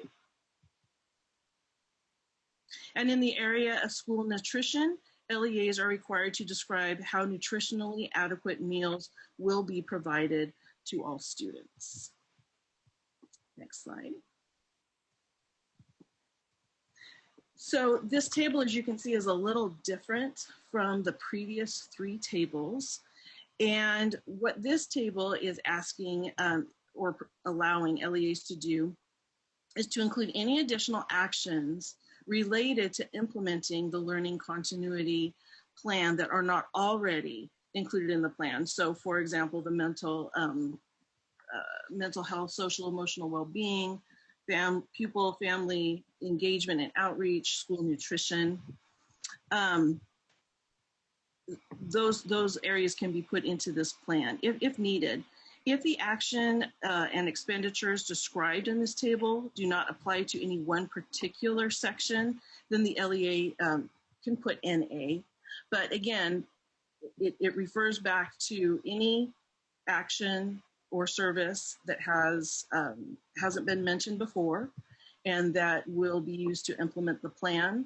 Refer to the section. They can do NA. The description is there, the total funds to provide that action or service, and then the LEA would put down if it is an action or service that contributes to the improved requirement. Next slide. And that one's back to you, Josh. Thank you. So the last portion of the template is really focused on the requirement under the local control funding formula, LCFF, for an LEA to demonstrate how it is increasing or improving services for its foster youth, English learners, and low-income students. Next slide, please. And so there are four particular pieces of information that are asked for here. One is for the LEA to provide the percentage by which it's required to increase or improve services. There's a two-step math calculation that's articulated in Title V of the California Code of Regulations, Section 15496A7, that LEAs use to do that. There's also the estimated apportionment of funding that the LEA is going to receive based on the enrollment of its foster youth, English learners, and low-income students. Next slide. And then there are two prompts that they're asked to respond to. They're asked to respond to, in the first prompt, to describe how actions and services that are being provided school-wide or throughout the entire LEA, how those have first taken into account the unique situations, needs, circumstances of one or more of those three student groups, and how the actions and services are addressing those particular needs, and then providing that as a description within this first prompt. Next slide. And then within the second prompt, they're being asked to provide a description of two different things. One, they're being asked to provide a description of how the actions and services within the learning continuity plan that are indicated as contributing to meeting the requirement to increase or improve services are meeting that need, that requirement. And then the second part that they're being asked to articulate is any additional actions and services that are not included in the plan, and how they are being used to meet the requirement to increase or improve services. And the reason for this kind of two-part approach to the prompt is because if you're familiar at all with the LCAP, the Local Control and Accountability Plan, you know that it's supposed to be the LEA's comprehensive strategic plan. It's supposed to be what captures the majority of the funding, the actions, the services, the goals, the outcomes that the LEA is looking to achieve within a 3-year span. With it, because of the impact of COVID-19 and the need for LEAs to adjust their instructional methodology and the way in which they're providing instruction and address the local needs of the community, the learning continuity plan has been put in place for this 1 year and really focuses in on what the LEA is doing to address the impact of COVID-19 on its educational program. And so it contemplates things that are not included in the plan that are increasing or improving services. So for example, if you look in here, you see that there's really no place that where an LEA is specifically required to call out the specific educational programs that it's providing to students. It's not asked to provide what sort descriptions of staffing that's being provided to increase or improve services or things of that nature. It allows LEAs the flexibility to provide that if they choose, but the LEA is also able to reference back to other planning documents. And so if there are plans that have been put in place over the summer based on input from stakeholders, based on input from students, parents, through stakeholder meetings or through surveys or things of that nature, the LEA has the option of being able to reference back to those other planning documents within this prompt to describe how it's meeting that requirement to increase or improve services for its English learners, foster youth, and low-income students. And so that's captured here within the second prompt. Next slide. Now, if you remember back to the beginning of the presentation, we said that there were, we think of 3 different components around the plan: the template, the instructions, and then resources. Next slide, please. So the first set of resources that we'd like to highlight are a number of FAQs that have been released by various divisions within the department. They range from FAQs on the plan itself to FAQs, frequently asked questions around distance learning, English learner services, English learner development, English language development, specific resources related to COVID-19. And then on the next page, there's also, if we can go to the next slide, there's also the funding and instructional time FAQs around the time accounting and attendance related to the 2020-21 school year. Next slide, please. In addition, we've also been working with our statewide partners throughout the California system of support in order to provide additional resources and tools to LEAs that will help them not only to address components within their learning continuity plan, but will also help them to implement requirements of Senate Bill 98 as well. And so the resources on the next couple of pages are all things that have been shared by some of our educational partners that we participated in a webinar with. Next slide, please.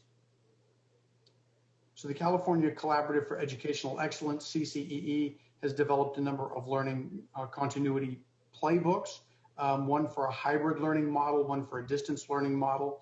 They've also put together distance learning technical resources, as well as partnered with a number of county offices that make up a group called the Distance Learning Consortium. Next slide, please. The Riverside County Office of Education has put together a Google document that provides the requirements of SB 98 as well as certain requirements within the learning continuity plan, and has put them all into a spreadsheet where they can be easily accessed and have a wide variety of resources and tools and guidance that's linked off of that particular page. We've also received some resources from the California Multi-Tiered System of Support initiative from Orange and Butte County, and that's also provided here. And then if we go to the next page, we also have the following resources that have been provided by one of the SELPA content leads within the system of support, Marin County Office of Education, or the Marin County SELPA, and Captain, who are leading efforts around supporting students on the autism spectrum. They've got some great modules, free modules for training that are available, as well as resources for parents and families that are available in both English and Spanish. All of them are free of charge and are available there for LEAs to take advantage of. There are also 3 other special education SELPA content leads, Imperial County Office of Education, and I'm sure that you already know about these, Imperial Office County of Education, Placer County Office of Education, and I'm all of a sudden blanking on the 4th one. Maybe it'll come back to me. But then there's also the SELPA improvement leads that have resources as well. And those are linked to off of the California System of Support Resources webpage. And then next slide. And then from CDE, we've got the Learning Continuity and Attendance Plan webpage, the Stronger Together Reopening Guide for public schools, as well as the Coronavirus Response in School Reopening page.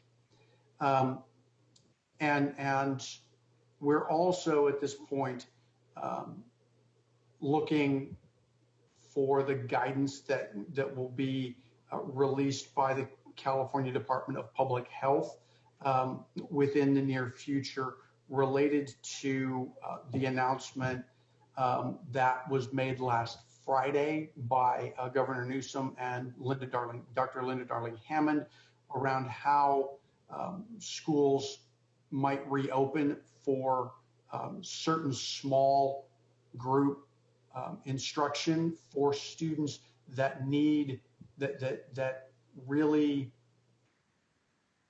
aren't able to receive their education within a distance learning environment. And so certainly for our moderate and severe special education students, that would be an opportunity for them to receive in-person instruction within a safe environment that would more fully address their educational needs.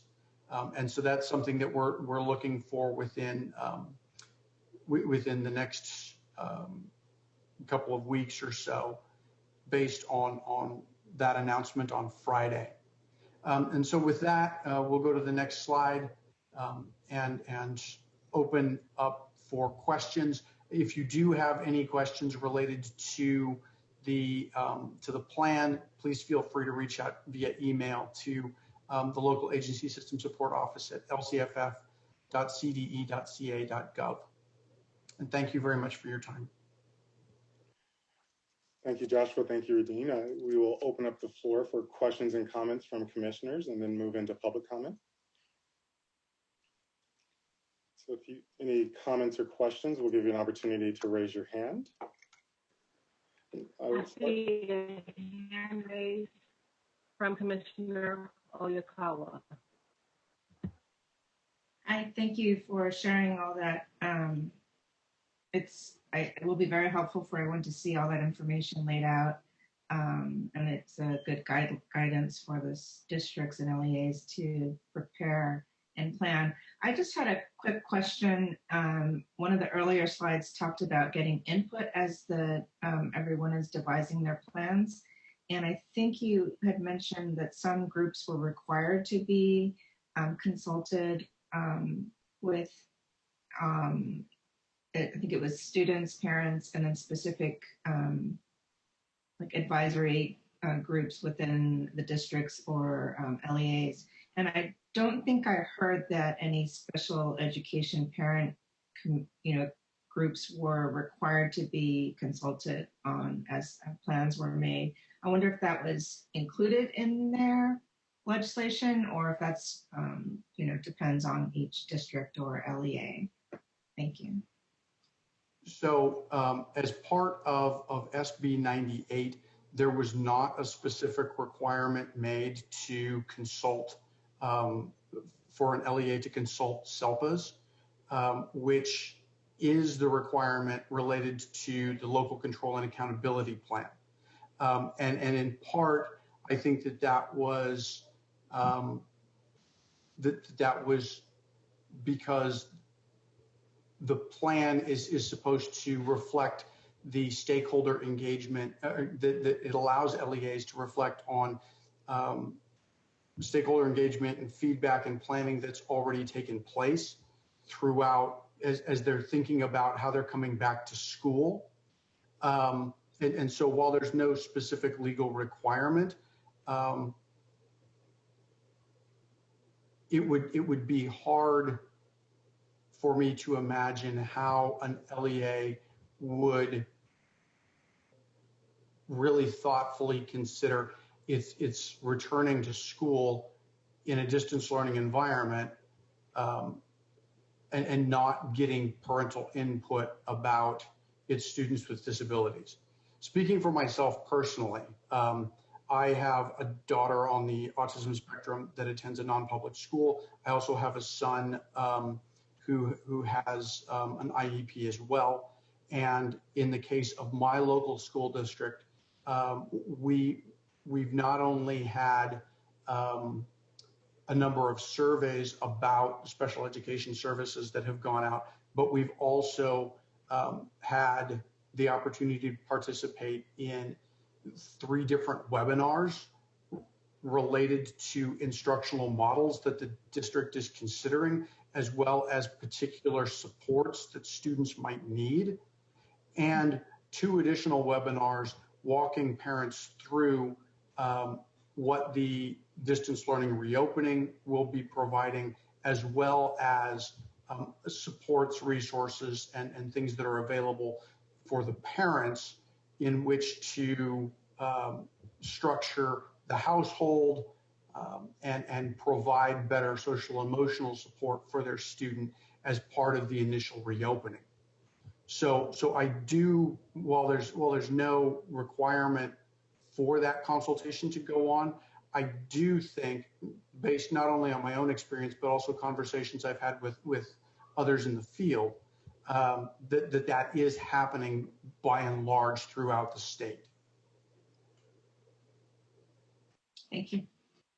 And I'll just respond, Joshua. Thank you so much for that. I think it does highlight comments that we've made earlier around taking universal approaches that are inclusive, and so starting with all parents and not, kind of categorizing parents and creating different plans, while still providing space for a focused conversation around needs.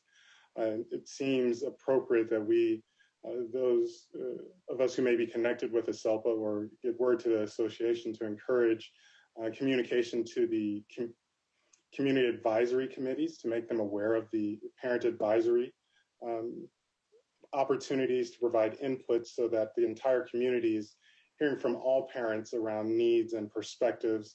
And parents of general ed students will also hear the needs and perspectives of special ed parents at the same time. And I think it's in line with our inclusive approach to special education and just moving it across all levels. And so Christine, thank you for the question.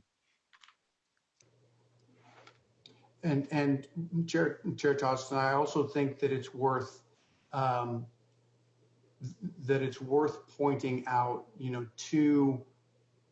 to those at LEAs that piece about pupils across the full continuum of placement, because I really do think that opens up the opportunity to include conversations with SELPAs, with non-public schools, and really reflect what's being done across for the LEA students across that full continuum. And Janine, or Commissioner Topolin, in the comments also makes an excellent point that it also normalizes the needs as it relates to mental health, because given the pandemic and all of the transitions, I think it's safe to assume that students in general ed and special ed all may need higher levels of support as it relates to their mental health. So thank you, Commissioner Topolin, for emphasizing that point. And actually, to speak directly to that point, if you look back at the resources that are provided by Marin County SELPA and Captain on their Padlet, they have some links to specific social stories for students with disabilities in both English and Spanish related to the pandemic, and how to talk to your child about that. And those are written specifically for parents to be able to provide. I wanted to just jump in really quickly and mention that on August 6th, I believe, I could be getting the days wrong, but we partnered with other divisions for a Tuesday at 2. And during the special education portion of the Tuesday at 2, they did recommend that the special education department recommended that the community advisory committees, SELPAs, and the FECs were definitely consulted during the LCP input stage. Checking for any last commissioner comments before we open the time for public comment. Vice Chair Hayes-White, are there any lingering questions from commissioners?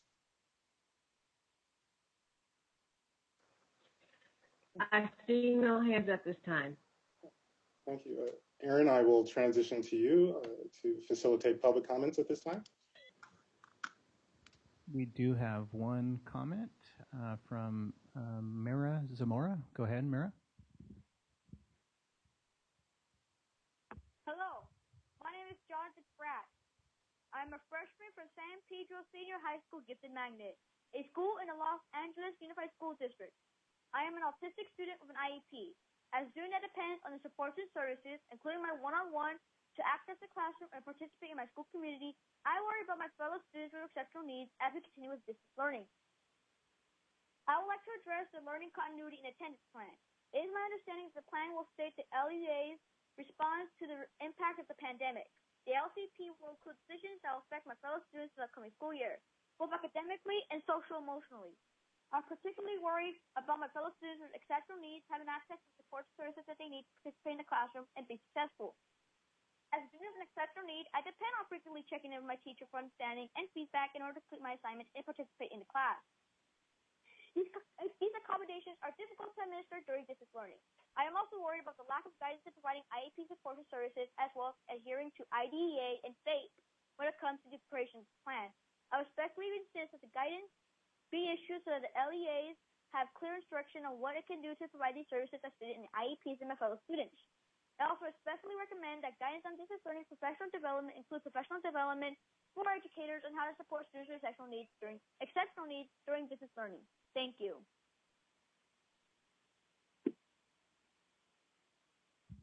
And we have no more public comment.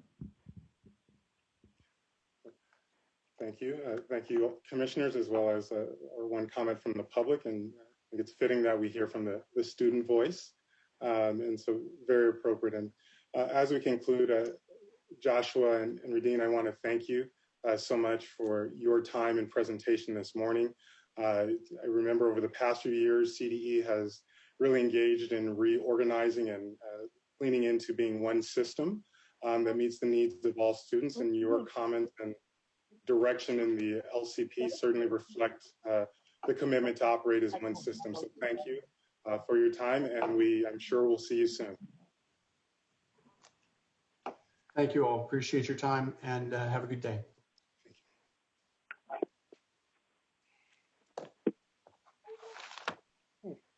So I believe we have hit the point for our first official break of the morning or afternoon at this point. So per the agenda, we should be taking a break.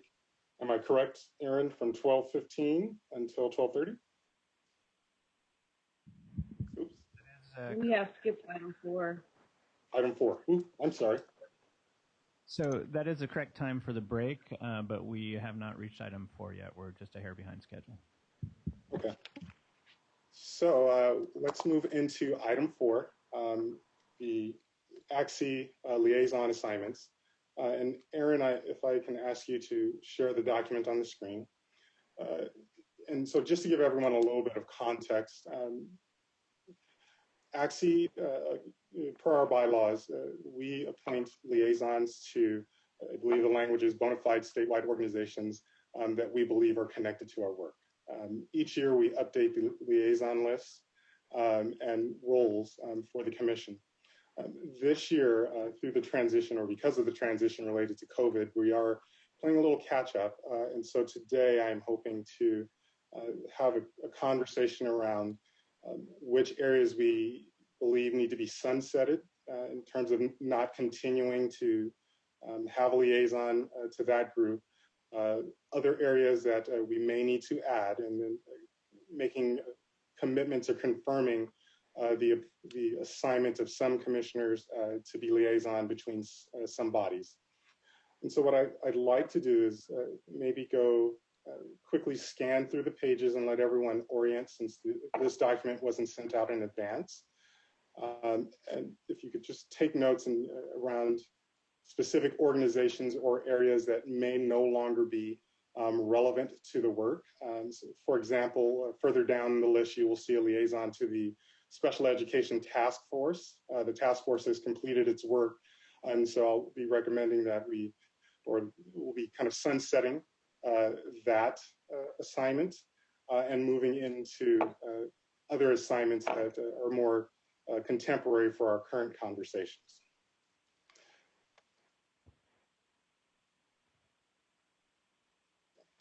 So beginning with the Behavior Intervention Stakeholder Work Group. Currently, there's not a commissioner assigned to this work group. This is an ongoing work group, that's my understanding. Is there an initial commissioner or who might have interests in being the liaison for the Behavior Intervention Work Group?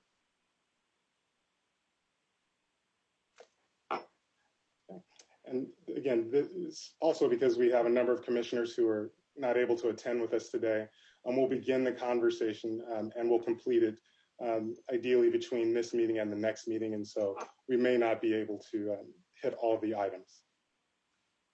Moving to the next item, the Common Core state standards combined with multi-tiered system of supports and RTI. Currently, this is not a filled position, as well as the duties were not entered into the old sheet. And I believe the last time we had a liaison for this was prior to the Orange County and Butte County MTSS initiative. And so I guess I'd look for thoughts from commissioners as we go through the conversation or through the topics, if there are recommendations to continue to have a liaison or to discontinue that at this point. There's a hand raised from Eileen. So I just want to make a quick comment that we really address the Common Core standards through the Instructional Quality Commission's work. So that might, if you decide to have a liaison around instructional standards, that would be the place where a liaison would follow. Thank you, Eileen. And so we will take that into advisement, but consider having instructional practices be the heading for the liaison and connecting with appropriate committees or bodies as appropriate. And Eileen, would you make the same recommendation for the Common Core state standards and assessment? Assessment really isn't addressed at the Instructional Quality Commission. We deal with accountability and assessment through the CPAG, the California Practitioners Advisory Group. Thank you. And I would like to make the recommendation for assessment. Commissioner Topolin and I have had a conversation around assessment and broad title of assessment. So looking at our statewide systems, but also areas of child find and activities around assessment that may be leading to disproportionality. And so asking Commissioner Topolin to be the liaison with entities, for example, the California Association of School Psychologists, as well as committees being operated in connection with the State Board or CDE. Thank you.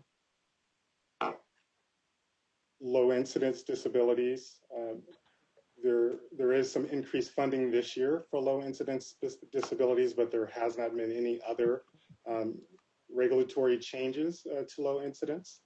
I might make the suggestion that given the priorities we have this year as a state and the number of topics that we need to get through, that we obviously stay attuned to issues related to low incidence disabilities, but again, not, I guess, excluding those needs from other conversations and really wrapping the needs of students with low incidence disabilities into our broader conversations around meeting the needs of all students with disabilities.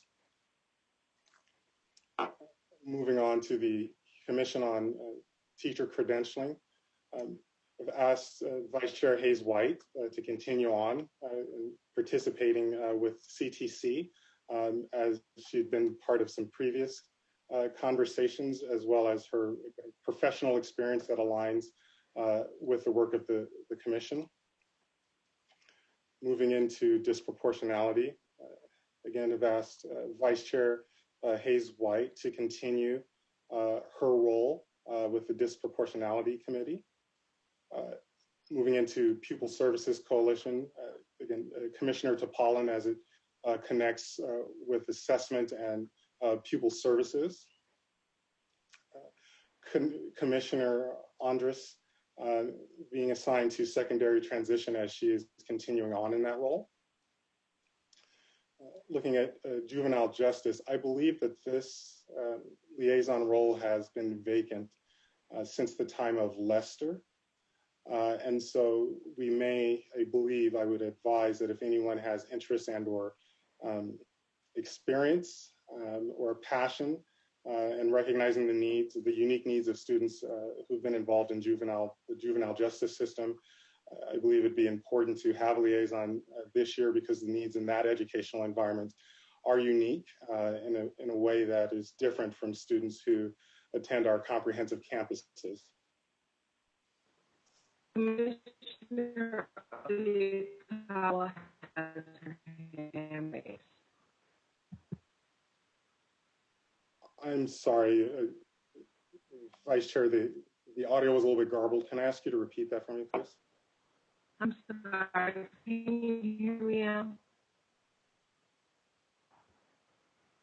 Can you hear me? No, we cannot.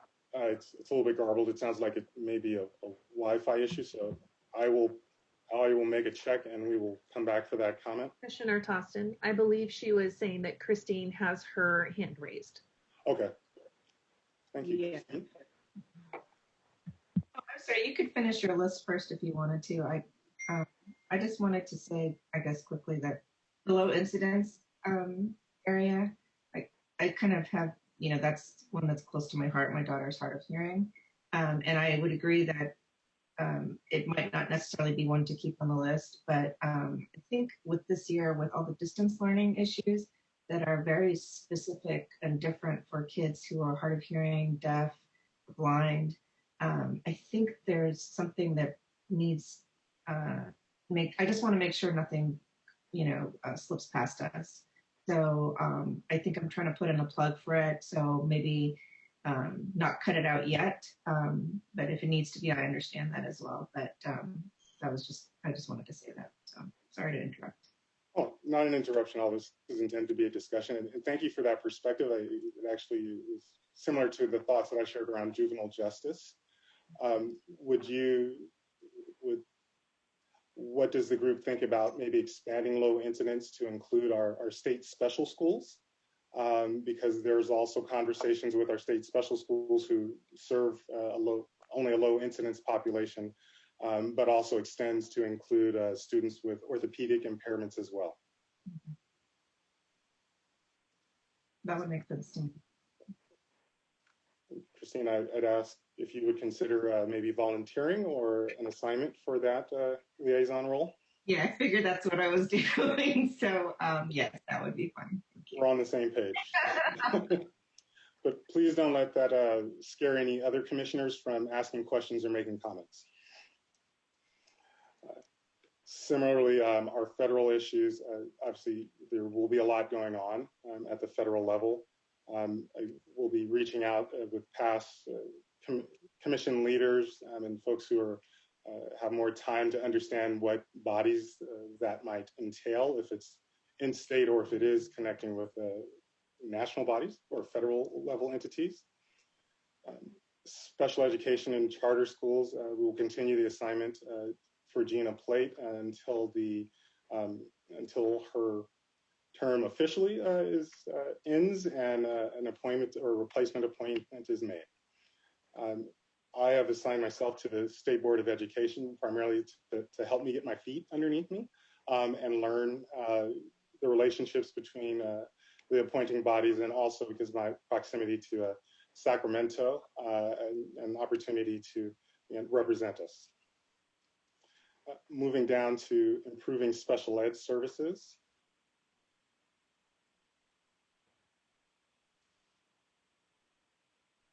I wasn't able to confirm if this group still meets, given the broader conversations that are taking place.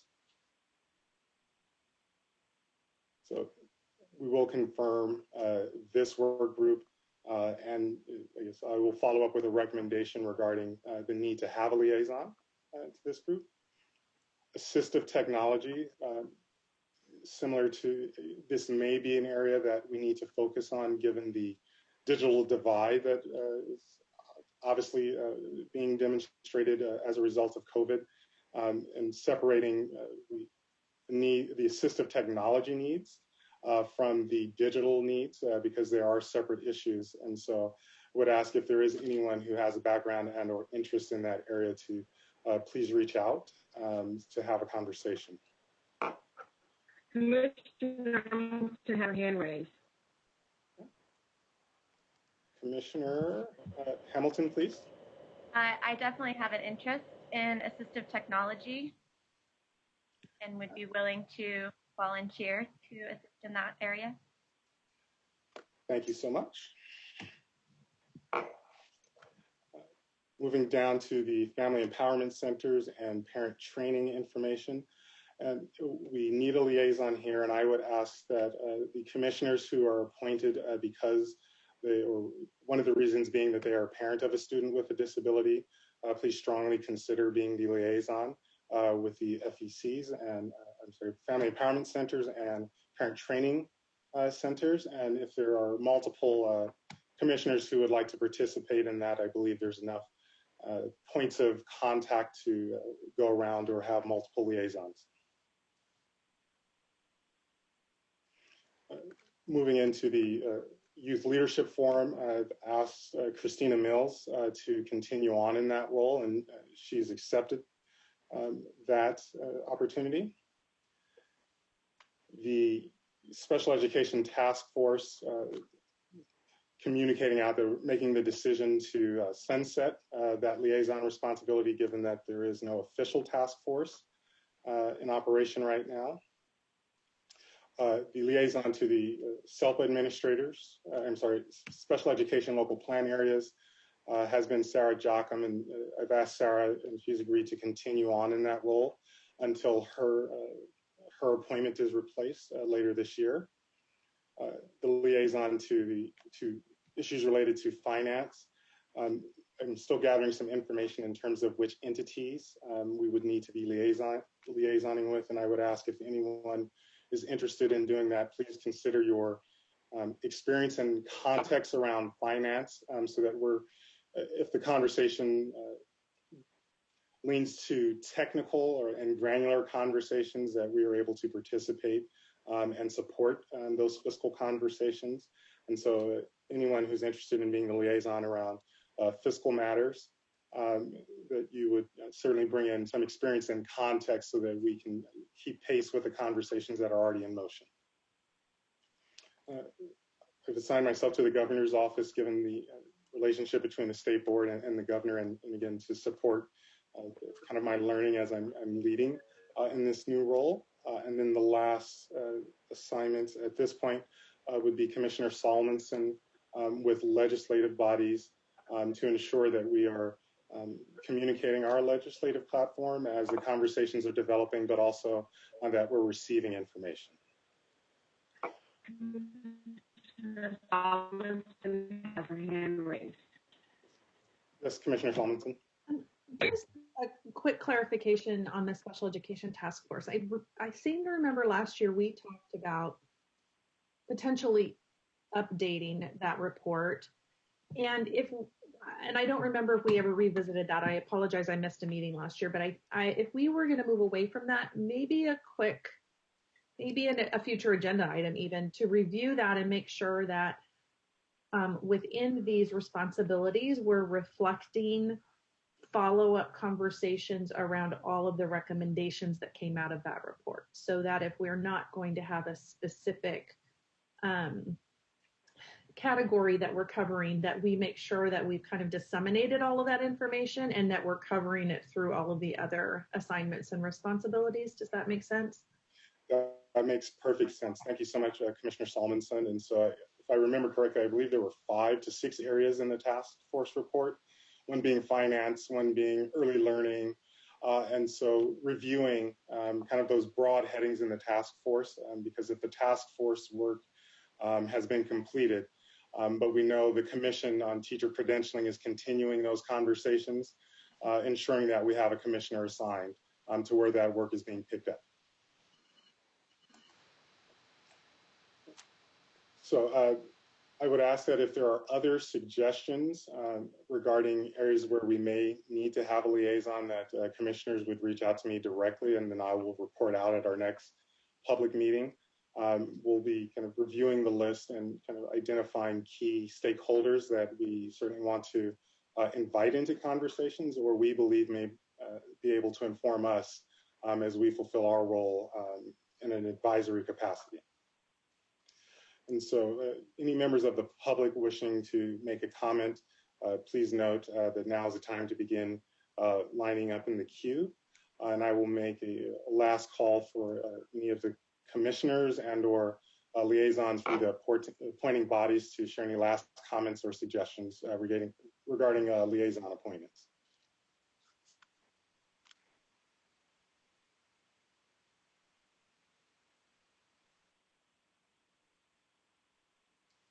Seeing no hands being raised from commissioners, Aaron, do we have any public comments at this point? Currently have one public comment from Greg Bramble. Go ahead, Mr. Bramble. Hi, this is actually Elena Bramble. I didn't realize my husband's number was attached to this phone number. I am calling from Rao Family Empowerment. I just have a question. I noticed on the last item I couldn't get through for public comment. I noticed that I didn't see any prompt for how the LEA is going to provide support to the parents for distance learning, and curious if that was something that that had been thought of as far as support for things like technical support or academic support, working parents, behavioral issues, multiple children in the home, that sort of thing. If the LEA, or is the LEA responsible for providing support, since now parents are having to be the in-person teacher? I know that as a family empowerment center, we get a lot of calls from families wanting to know exactly how they're going to do this, and that they need support in supporting their children.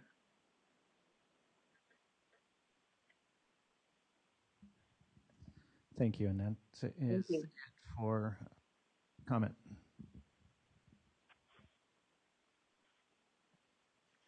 I'm sorry, Aaron, did you say that there are no additional comments? Correct. No additional comments at this time.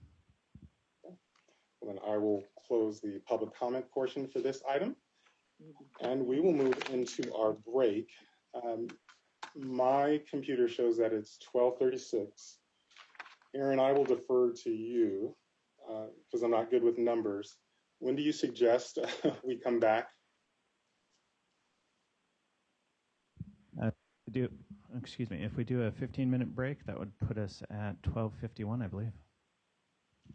12:51. Why don't we plan to come back at 12:55, and we will move into the State Special Education Director's report and wrap up our afternoon. So everyone, please, or commissioners, please rejoin the meeting at 12:55.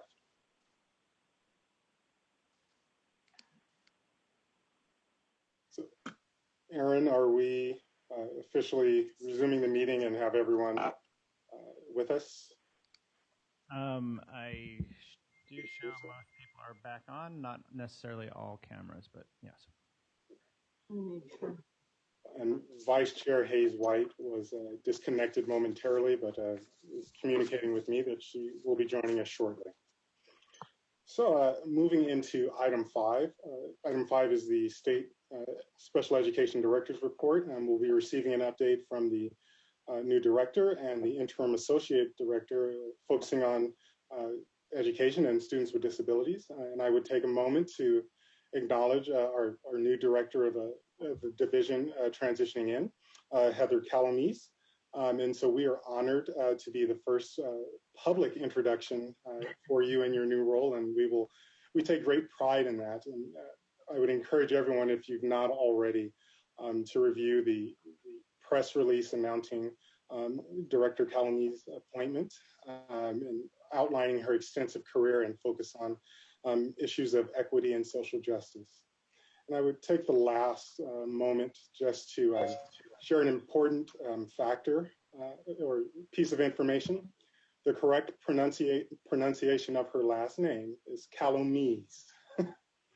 Calamise. So we want to make sure that as folks are reading our press releases and as we are communicating our excitement about the opportunity to work with our new leader, that we are correctly pronouncing her name. So Director Calamise, welcome. And Shiloh, as always, it is great to have you with us for the second time today. I'll turn it over to you. Great, thank you so much, and good afternoon, Chair, Vice Chair, and Commissioners. I'm so very honored and excited to essentially accept the baton from former Director Kristen Wright to help write the next chapter of how we continue to partner to improve outcomes for students with disabilities and their families across the state of California. You know, I having come from Illinois, know how critical the work is, you know, amongst all of us in the state, but most importantly, I do recognize it and want thank all of you for your work on the commission, and look forward to getting to know each and every one of you a little bit more deeply as we progress into the work. A little bit about me is I've held multiple roles in the field of special education, including being a special education teacher, special education administrator in large districts and charter organizations within primarily the city of Chicago. And most recently came from the State Board of Education, the Illinois State Board of Education, as the Director of Special Education, and most recently the Executive Director of Programs, which provided direction to special education, multilingual or English learner, and early childhood programs across the state of Illinois. We all know that our field is complex, right? And the complexity has only increased exponentially upon the onset of the pandemic. And we also know that the intersection of race disability has been elevated given the national conversation. And just to provide a little bit of a, there are some immediate goals, right? And there are midterm goals and there are long-term goals that I will work to establish collaboratively, both internally and externally in our field. But really for me, an immediate goal and a commitment is to ensure that students with disabilities and their families remain at the forefront of the conversation during this extraordinary time, and that guidance and supports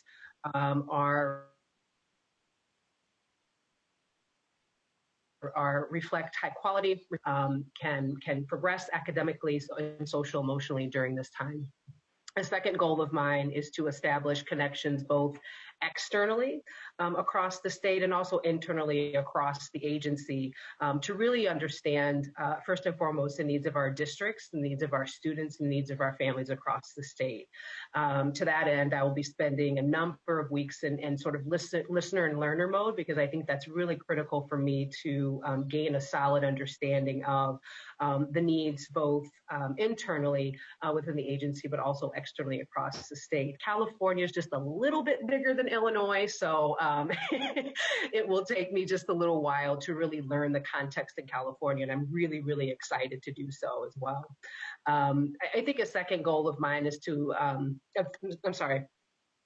another immediate goal of mine is really to ensure that that during the pandemic, the CDE continues to move forward with not only addressing the COVID-related needs of districts and families and students, but also that we continue to move forward with our other programs and our other work streams, and that we continue to seek innovative ways to improve outcomes for students with disabilities and our families as well. And so we dance that fine line of, we're in the midst of a pandemic and we have very real issues coming at us, but we also have a number of programs and initiatives going that, and also opportunities to really look for ways to, I think, further innovate and grow and improve those outcomes for students with disabilities as well.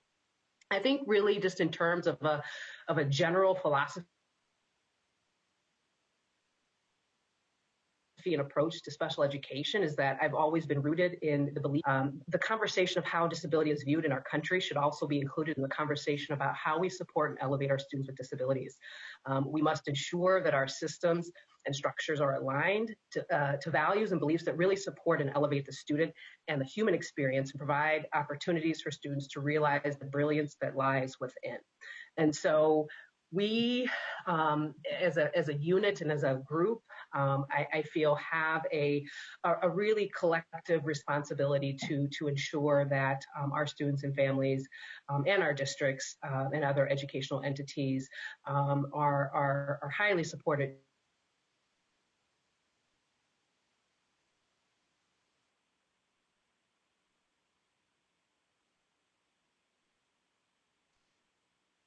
And also engaging in dialogue critical to really helping this work move forward. So with that, I just wanted to provide just a short introduction. And like I said before, I'm really, really happy and excited to meet you in person as well. Thank you and welcome. Thank you. Shiloh, were there any updates from the division? No, I mean, I provided many of our updates around data and around monitoring and the work that we're continuing to do. I think we want to say how excited we are about. Oh, hold on. I'm sorry, my phone was ringing. Telework. Just how excited we are to have Heather join us. It was a search, and whenever you go through a leadership transition, I think everyone in our division kind of felt like, what is going to be the next step? What is it going to look like for us? And so it was important for us to find someone who would embody the needs of our division, but also who would help lead us forward. And I think we were, I said recently that the heavens opened up and we were able to receive someone who was both incredible and a wealth of experience. So I think as we move forward and get used to the new transitions, we still have a transition potentially around the associate director and what that is going to look like. And so I think that will continue to come forward. And we will also continue to have additional monitoring staff and administrators added to our division so that they can be familiar with the work.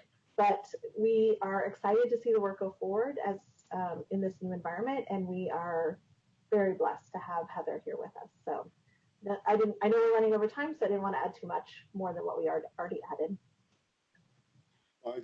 Thank you so much, Val. And before I open up to commissioners, I would again, Heather, thank you so much for being here on your third day. And Heather and I have had an opportunity to pass back a few emails and obviously her introductory comments today. And I just want to share with you, Heather, what is so striking is obviously the clarity of your commitment to the work and the depth of your experience. And I wanted to share with the other commissioners what I committed to Heather on our behalf earlier this morning, is that we are ready to get to work. And Heather responded in kind. And I hope that you've seen from her initial comments that we have a partner who is going to help us continue on the work in her leadership capacity.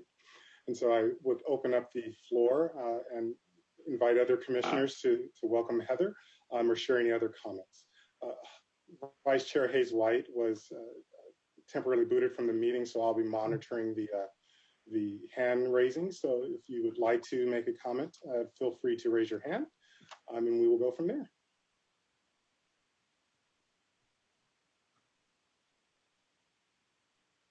See one. Commissioner Topolon. I want to welcome, let me say your name, Heather Calamise. Yep, you got it. Did I say it right? Well, there you go. It's the Armenian accent. I think that helps with it. But I look forward to working with you as both a commissioner on the advisory commission, as well as the president of the California Association of School Psychologists. We serve over 6,100 school psychologists and licensed educational psychologists who work with diverse environments of California public and private schools. And we focus on mental health and as well as education programs, special needs. And we've been working very closely with the CDE during this COVID pandemic with Superintendent Thurman's group, where we're trying to bridge the gap where we're missing students for the mental health or being able to connect with the distance learning time. So we look forward to this work with you and hopefully moving forward your vision and your mission. Great. Welcome. Thank you. Thank you, Janine. Commissioner Plate. Hi, yes, so welcome, Director Calamise. It's great to have you. And I just will briefly say that this group of people is an incredibly diverse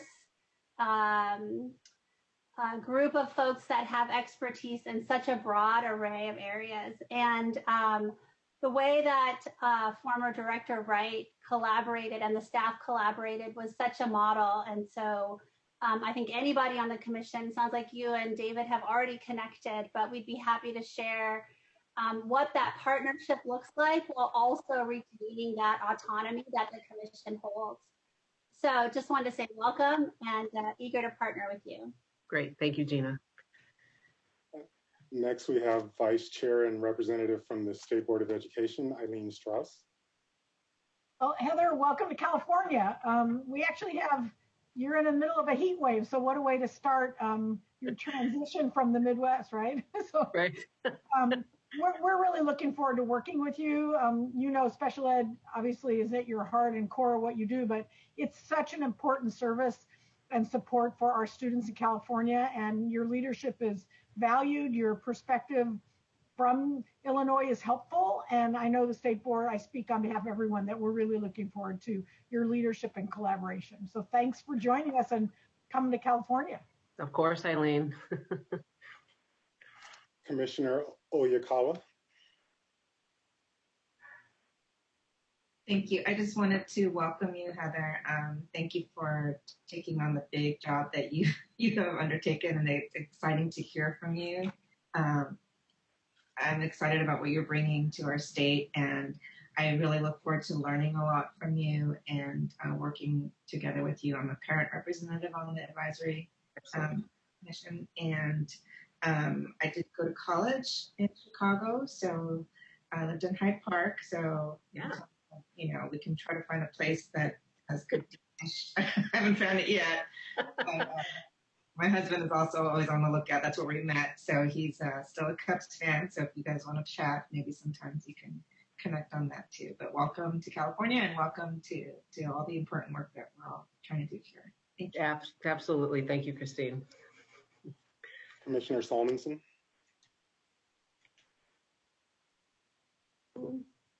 There we go. I think I'm here. Oh, just welcome, and so looking forward to working with you. I've heard wonderful things about you, and I do apologize for the horrible heat you're having to walk into, but I spent some time in Chicago, so you will not in December be dealing with the cold that I know you dealt with. But no, we just, I'll echo Commissioner Plate's sentiments that I think just the wonderful collaboration that and the bridging that has been happening over the last few years has been such a gift to our state, and I just so look forward to continuing that work with you and your fresh ideas and work that you've been laying the groundwork over the years, and your experience is going to be bringing to us is really exciting. So welcome, and I look forward to it. Great. Thank you, Kimberly. And Commissioner Jocham. Hi, good afternoon. Welcome, Heather. It was good to hear you start speaking. I heard a little Midwest in your voice, and I'm a Michigan girl, so you know, it reminds me of home a little bit. So welcome.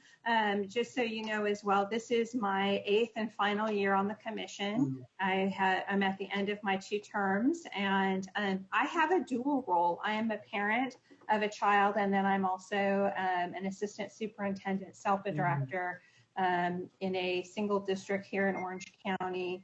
So I kind of see life on both sides of the aisle, as it were. So I'm looking forward to kind of the last 6 months as a commissioner of really helping you get the foundation of the work that we do, and to, you know, get us moving forward in a good spot. And then, you know, in my other work, I am the second longest serving SELPA director right now on our, I know it doesn't look like it, you would not think that, but I have been a SELPA director since 2005 in single districts and multi-district SELPAs. So I have been kind of all over, and just excited to you know, have you reach out if you need anything.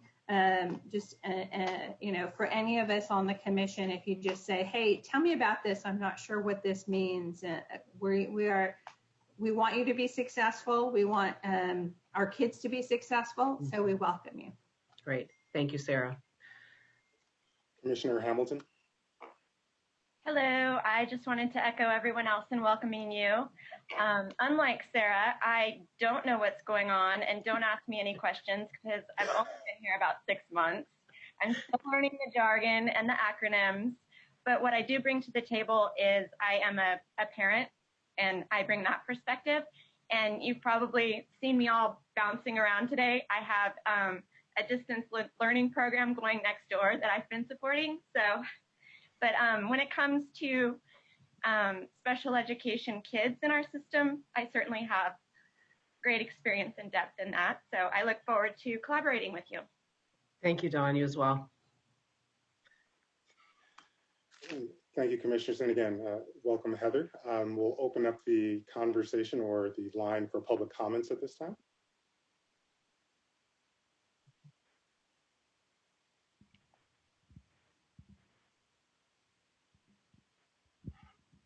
We currently have no public comments. Erin, can I ask you to post the public line one last time, just in case someone needed that? Yeah, we'll put it up right now.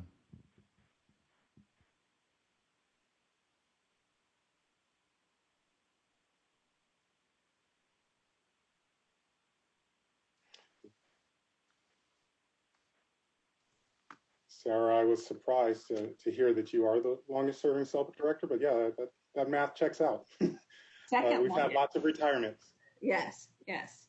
So Susan Costin is the, she's been there longer than I have, but other than that, me.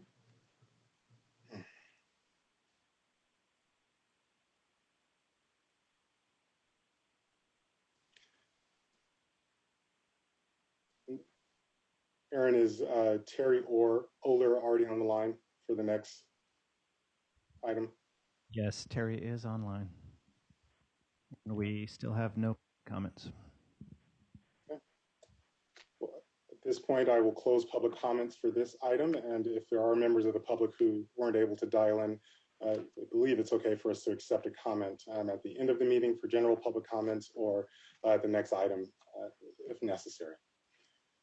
Moving on to what is item 6 actually, but was previously item 1, the Bagley-Keene Open Meeting Act training, as well as our commissioner orientation. This is a requirement for our bylaws to help us understand the components of Bagley-Keene, as well as some of our responsibilities as commissioners. And this is also ties into the ethics training that we take every 2 years as well. And so, Terry, I want to thank you so much for being with us today and sharing information. I suspect that there may be lots of questions, as many of us are new. So I will turn the floor over to you. Well, thank you very much, Commission, for inviting me to speak. Yeah, so the main focus is certainly the Bagley-Keene, and I'm just going to touch upon duties very briefly. I have a feeling most of you probably know that area much better than I do, but at least I can point you in the right direction, perhaps.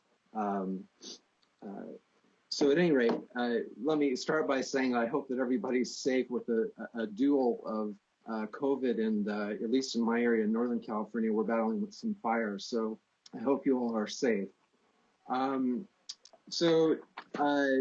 Hopefully I've got my slides up. It looks like I do. And I'll just launch right into it with the purpose of the act. The next slide, please. I'm not going to give you a lot on my background. I don't know that it's that relevant, but I will say this, that I have been with the department for 14 years now. So I'm getting to be an old timer, hard as it is to believe for myself. All right, with regard to the purpose of the act, you see I've got the 3 main things here, with the third one kind of being a summary.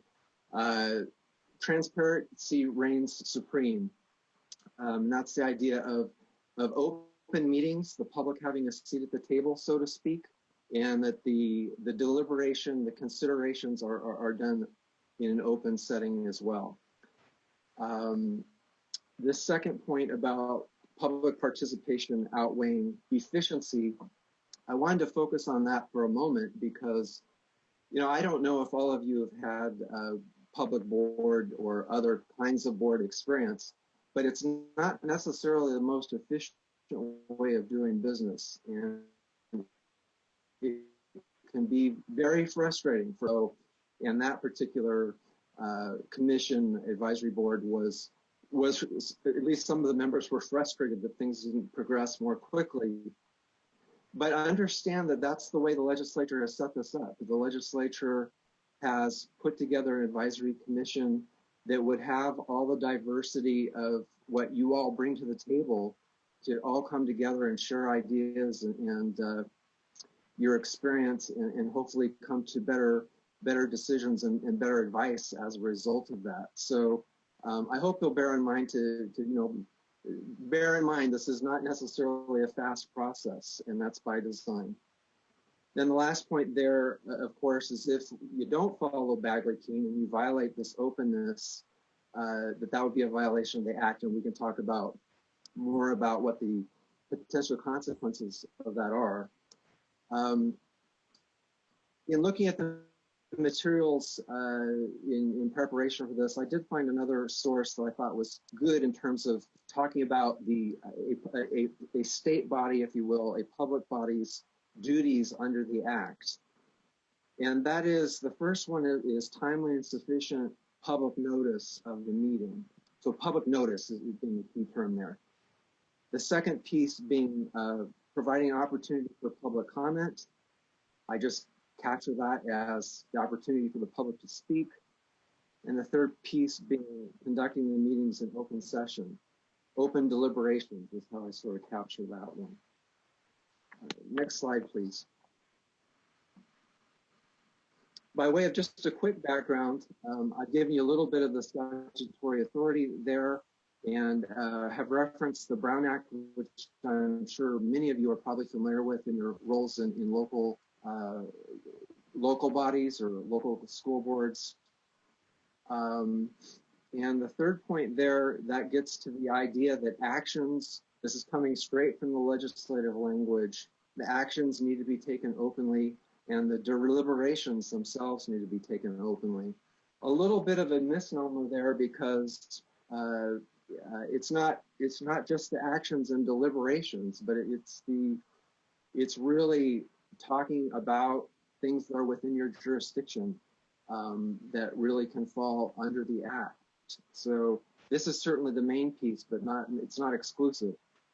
And then I also did want to mention, and I believe that staff has probably forwarded this material to you, there have been a couple of executive orders that mention Bagley-Keene, and I believe it may be in your materials, but the one that's of particular interest is this one I referenced in the slide, Executive Order N-29-20. You might say that that order is largely responsible for us to be able to do business the way we're doing it today, with all these remote location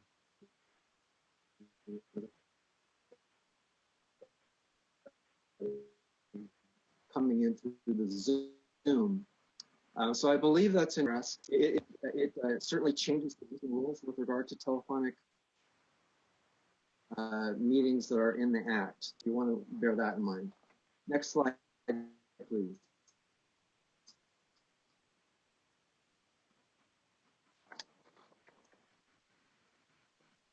So just a little bit about the Act and the Commission, if you will, the cross-section between the two.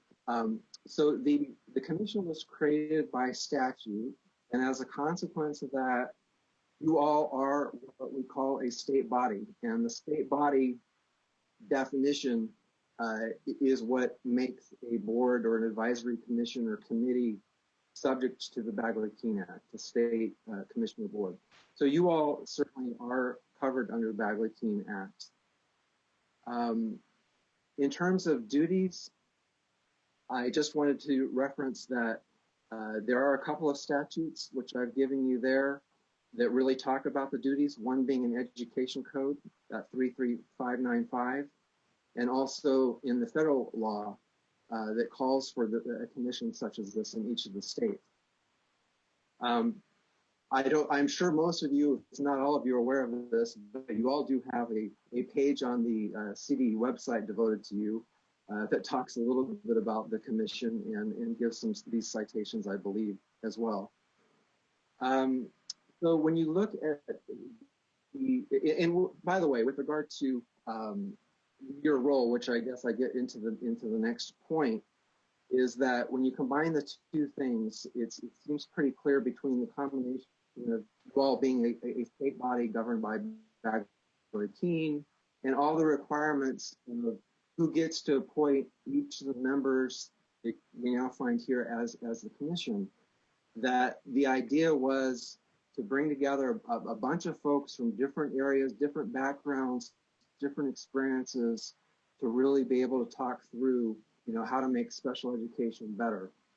And the state body part of it, that's of course giving the public an opportunity to see what its government through you is doing by way of giving advice and being a part of that deliberation process. So that's my really quick and dirty outline of the commission. I would say if you look at those statutes, there are some very specific duties that you all have. I'm not going to go through all those now, but maybe I'll just mention one about my handy education code section here, which is now so big it's in 2 volumes, But anyway, I thought one of the broadest categories, just to give you a sense of the broad scope of what you all are empowered to do by way of advising, is that it talks about providing assistance and advice to the Board of Education, the Superintendent, and the Governor in new or continuing areas of research, program development, and evaluation in special education. And then it goes on to list a bunch of specific things. But as you'll see, I mean, basically, as I read that and I look at all the other things that you're responsible for, it seems to me there is this broad idea that you all are an opportunity to provide the broad, diverse perspective to the table in helping formulate policy ultimately by the board, and as guided, of course, by the superintendent as well. Next slide, please.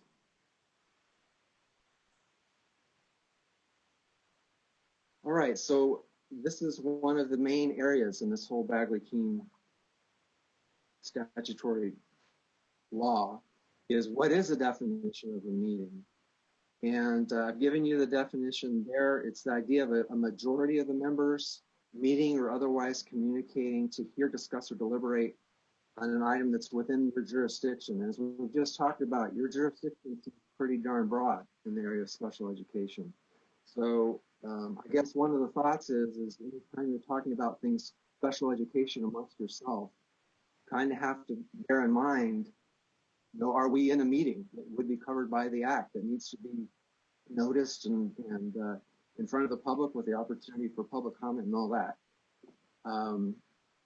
So there is the word majority there, but I do have this caution that this significantly narrows things down. So as I believe, and I don't know if the commission is currently has every position filled, but I believe you all have 17 members statute. And this subcommittee piece of the law is interesting because under the subcommittee piece of it, if there's a subcommittee of 3 or more, and I said in my slide here, ACSE members, that would itself constitute a state body. So I think as I was listening in a little bit earlier, I think the chair might have been mentioning that I know staff is trying to keep you all on point in terms of the committees and not running astray of Bagley-Keene. The practical consequence is that if you had a subcommittee meeting, naturally those rules about a majority shrink a whole lot, right? So if you had a subcommittee of 3 people, a majority of that would be 2, right? So you could have 2 people meeting, and potentially that could be a violation of Bagley-Keene. So I really wanted to throw that in as a caution. I don't want to dive down into this too much, but we're having some discussion amongst ourselves about the idea of quorum versus majority. And I don't think it's probably fruitful to dig into that too much, but if you all know, the idea of quorum is how many folks does it take to actually hold a meeting, a legitimate meeting, and if there's 17 people, that would be 9. There's some discussion about, you know, if you had a majority of that quorum of the 9, so if you have 5 folks that were meeting, would that be a meeting? And frankly, I don't know that I've totally satisfied myself with what the answer is to that. But I think that the wise advice is if you're dealing with if you've got subcommittee folks talking special ed, you've got to really be careful. And I don't know how small your groups are, but even if you've got more members, the more members you've got talking together, the more caution there needs to be, right? But especially if they're subcommittee members. But thinking about, you know, if you've got even more than 2, even if you've got 3 or 4, starting to really be careful about, are we straying into what might be covered by Bagley-Keene? Maybe we want to step back and not go there. Terry, may I ask a quick question? I'm sorry to interrupt you. Ourselves into trouble. Next slide, please. Sure. Terry. Yeah, so just the caution on a subcommittee, our bylaws assign 2 chairs or 2 commissioners as a chair of a subcommittee, and the chair is an ex officio officer who can join the committee at any time. So is it only within the context of commission business that we need to avoid, you know, convening small groups, you know, whether it's Zoom outside of the meeting, or does that also cover situations where 3 of us may need to connect on through our other professional responsibilities or at a conference? So I would say with regard to the subcommittee issue, it is an issue of what is within that subcommittee's jurisdiction that you have to be careful about. And I don't know how fluid a concept that is when, of course, these are we're splitting hairs within special ed, right? Because these subcommittees would have a piece that you may be working on within special ed. But I do think that the key point, basically, if you've got a subcommittee and that you've got 3 or more folks, the basic idea is that Bagley-Keene does apply to them, so we have to be careful. And then further, the idea of it's something within that subcommittee's jurisdiction is the key piece there. Okay. All right, with regard to the next slide of not limited to action or voting, I have touched on this in the language of hear, discuss, or deliberate, and given you a couple, 3 things to think about that would fall within what a meeting is. This kind of goes to the content of what qualifies as a meeting as opposed to how many folks need to be involved. Let's see. So I do reference in the first point there the AG's offices, the Attorney General office's so-called handy guide. I think you may have that as part of your binder of materials. I'll put a plug in for one other source as well, and that's the Department of Consumer Affairs. If anybody has a desire to dig in further on this, there's also a good resource by the Department of Consumer Affairs called the Guide to the Bagley-Keene Open Meeting Act. The publication by the AG's office, I'm not sure that things have changed that much in terms of the overall view, but I would caution, I believe that publication is from roughly 2004, so you might want to bear that in mind. The Consumer Affairs publication is from 2017, and I would note that as part of your materials, I've also provided you with the updated version of the Act, so you should have the full updated version of the Act within your materials, I hope. All right, moving on to the next slide. This idea of serial meetings is a quite important concept in the Bagley-Keene Act, and actually it's also a concept in the Brown Act, and that is that you can create, even if you don't have people physically present, can create what we call a serial meeting, which is basically the idea of one person contacting another person, and maybe that initial person then contacts other folks and acts as like a hub. That's why I've given you the wagon wheel analogy. So you could have a problem where you've got like one person reaching out to another member, getting their input, and then that same hub person then reaches out to another member and gets their input. And if there were enough of those communications, you could see that eventually you have the definition of a meeting, right? You'd get up to your majority of members at some point. So I gave you the hub symbol. I've also given you the chain symbol being, one person contacts A, contacts B, B contacts C, C contacts D, and that collective knowledge eventually becomes maybe a majority that could be considered a meeting as well. I think I have one more slide on serial meeting. Giving you a reference in that last slide to the handy guide where they talk about that a little bit more. Practical advice on avoiding a serial meeting. I think we've touched on this already a bit, just being real careful about communicating with even small groups of folks, especially when those small groups of folks may reach out to yet other small groups of folks, or even one more person, and pretty soon you get into the serial meeting problem. And the next point is being careful on email about not replying to all. And that could be the case, let's suppose one member were to send something out to everybody else, which is not a good idea because we don't want to create a meeting situation for sure. But staff, maybe this could come about more with staff, where staff maybe send something to you all, and then maybe you reply to all in a group setting. And that's just be really careful about that, because we don't want to be creating a meeting inadvertently through the email system. So I don't know if I expressly stated this, but a meeting can be verbal, it can be email, it can be text messages. I've seen some some warning, if you will, about being careful about not to text message people during your own meetings, for example, because those kind of texts could build into the serial meeting type problem.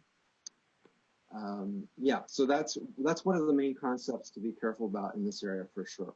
Next slide, please. All right, we touched upon this a little bit regarding telephonic meetings. And basically, the main point I wanted to give you is that straight on boards are governed by a set of rules with regard to telephonic meetings. You're given a little more liberty as an advisory type body, but both of those sets of rules are kind of out the window right now during our COVID time because of that executive order. So as I mentioned, I think that executive order is in your packet, and you could always consult that. But I know that staff would be aware of that kind of issue as well, and hopefully they will be looking out for those kind of issues for you. The next slide, please. We talked about some of the pillars of the Bagley-Keene Act. Maybe we call them the 3 pillars, if you will. And this is being one of them, right? Notice of the act. The public needs to be given notice before the meeting, 10 days before. Again, this is probably mainly a staff item, so I'm not going to worry about it too much. I would certainly highlight the fact that there needs to be an agenda. And next slide, please. The agenda is the focus of the next slide. And that first bullet point is very important, that you can't deliberate on an item that's not on the agenda. And I can just imagine this would be so easy to do. But to really be cautious about not delivering on things that are not on the agenda. And if you can kind of understand the rationale for that, it's sort of, if you might think of it as like basic due process for the public, right? Because you put on the agenda the things you all are going to talk about, and people are rearranging their lives to maybe be there or be online to participate in that conversation. And if you're going off on things that are not on the agenda, they don't have an opportunity to be there to listen to the item or to comment. So that's a big deal. And as I can see how your meeting's running already, allowing for public comment on each item, you can limit the amount of time for each speaker. You cannot require folks to sign in. Just some miscellaneous rules on that. The next slide, please. I'm going to cover this really quickly. I don't necessarily see that there would be a situation where you all might need to have a closed meeting, and if you did, probably would be a good idea to consider talking to council about whether that was needed. The good news is for you is if you don't have to worry about closed sessions, you don't have to worry about the statute, because the statute goes on and on and on, okay? So I did give you a site there for where it's at, but it's sort of difficult to imagine how that might come up. There are specific things that are allowed to proceed by a closed meeting, but it's hard to imagine how that might apply for the commission. Next slide, please. So here's just a list of bullet points of important rights that the public has. We've touched on a number of these, maybe some that we haven't touched on necessarily, but I'm sure it's probably obvious to all of you is the idea of accessibility, that the meeting needs to be accessible to folks. Another one we haven't necessarily touched on is the right to record the meeting.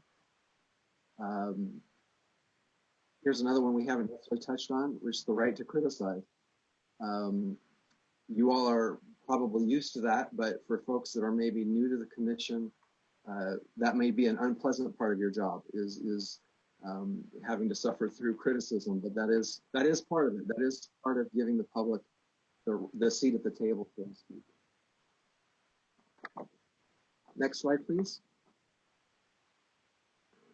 All right, here we get to the consequences of a violation of Bagley-Keene, which can be serious. That first one is there for a reason. That's the first and foremost, as it could potentially lead to a misdemeanor criminal prosecution. I don't want to unduly scare you all. The threshold for that is pretty high. It seems to require some kind of a willful violation where you're kind of intentionally keeping information that you know needs to go to the public from them, kind of thing. But that is certainly a big neon warning sign that this stuff is pretty serious. The other things are pretty serious too, really, because the next one is that actions taken in violation of the act could be voided. So that could be an issue too, of course, that would not be pleasant to have to redo or try to undo. Attorney's fees are possible. And then there's just the practical thing about harm to the agency's reputation of not doing things like this should have been done, right? Next slide, please. Okay, communication among board members. Again, you can go ahead and have pure social conversations. Majority can attend a training as long as you don't discuss things within your jurisdiction. There are a couple of 2 or 3 other enumerated things that I'm not sure that they add a whole lot to the discussion, but I would just reference the government code section at issue, which I didn't give you here, which is 11122.5. Again, government code 11122.5. That gets into some of the other things, but the idea is being able to meet as long as you don't have like a majority of folks, which of course we've spent some time already talking about. You don't want to have a majority of folks or maybe even a majority of that majority talking about things that are within your jurisdiction. That's the key point to bear in mind. Next slide, please.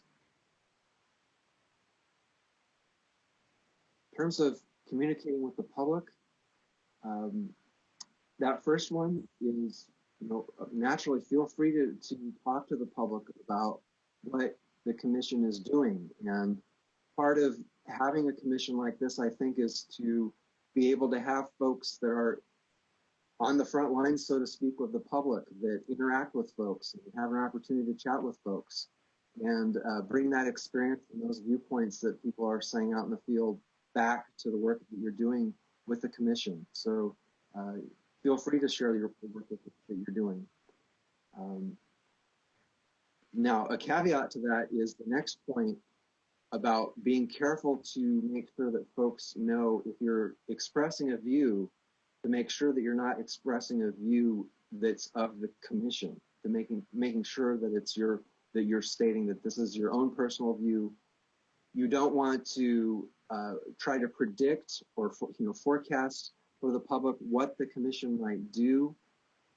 If the commission has already come to a resolution on something, I don't necessarily see a harm with saying, well, the commission did advise this, but you don't want to do things that are going to suggest that the commission is leaning one way versus the other.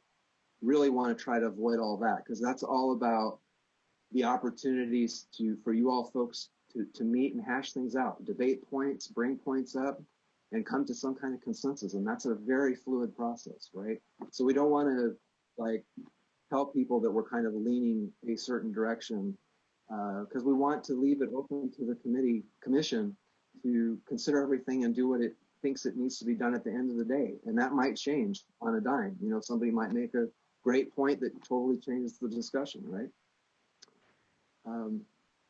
So that's the end of the slides. I did want to have a few wrap-up points, and maybe 3 wrap-up points that are important points to maybe take away. And one is watching out for discussing anything among a few members that is related to special education, just being really careful about that. Watching out for the idea of serial meetings and the idea of not replying to all. I think that's a major point. And last but maybe not least is try not to get frustrated with maybe the slowness of how things progress. That's probably by design in the legislature. So thank you. I certainly will open it up for questions if you all have something. Terry, thank you so much for that information. And I will say you had my complete attention at the beginning, but you really got my attention when you said possible misdemeanor. My goal is to go my entire life without being involved in the judicial system. So outside of traffic tickets.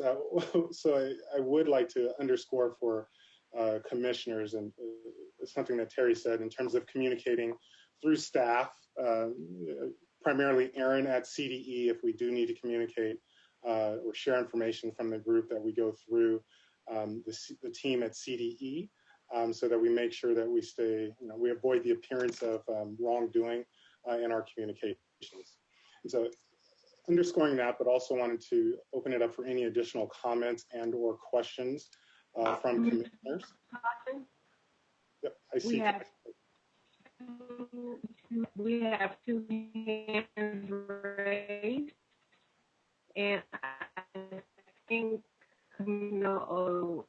Oyakawa was first, and then I'm sorry, but I just totally can't hear her at all. So Havanya, your connection is not high quality at this point, so I'll transition into monitoring the hand raising. So I have Commissioner Plate and then Commissioner Oyakawa with their hand raised. So Gina, if you'd like to make your comment or question. Yeah, great. Thank you. Thanks so much for the presentation. This is such critical information on just how we operate.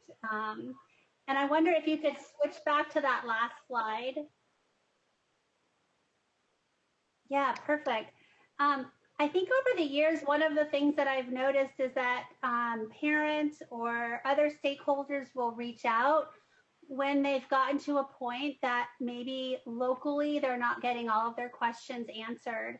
And so one of the things that I have found myself in, and I know some other commissioners over the years have found themselves in that situation as well, is what do I do when I get that sort of individual outreach, maybe through my email address from my daytime job separate from the commission? And I think what I've really appreciated for so many years is the way that the department has acted as the resource, or acted as the place to hand those folks off to. Because I know that even public comment can sometimes feel like it has, like it's not a definitive answer because we can't engage. But if we could at least hand folks to Aaron, or hand folks to the state director, or hand folks to Stacy and Shiloh, that might feel like an appropriate support for whoever's reaching out, and then might feel sufficient for the commissioner as well. So I might just add one bullet point that adds a connection to someone within the department. Thank you that's a great comment. And I don't know the answer to that procedurally in terms of what you all might already have established, but that does make sense to me to have something like that. Great, thanks. Anybody else?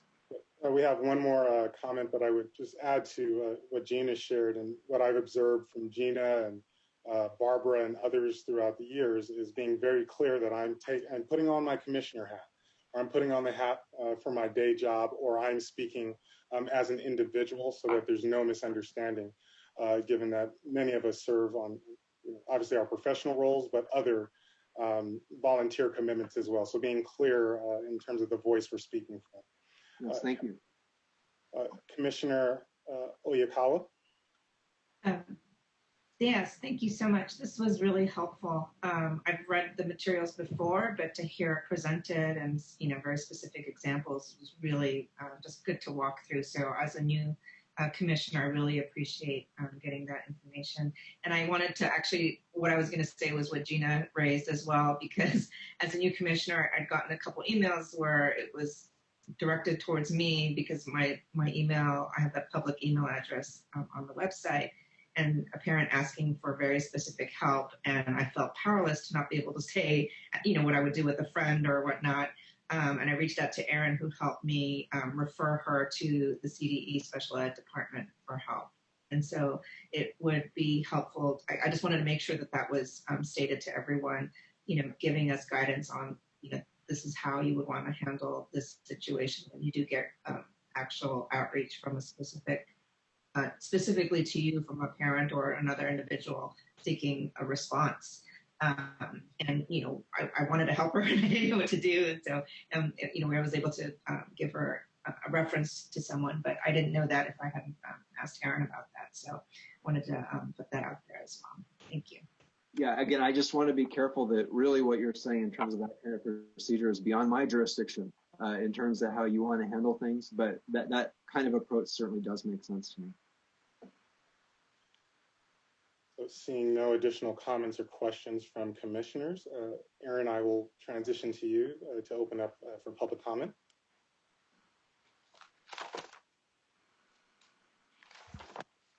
Yeah, we have a couple of public comments. Give us just a second to process that.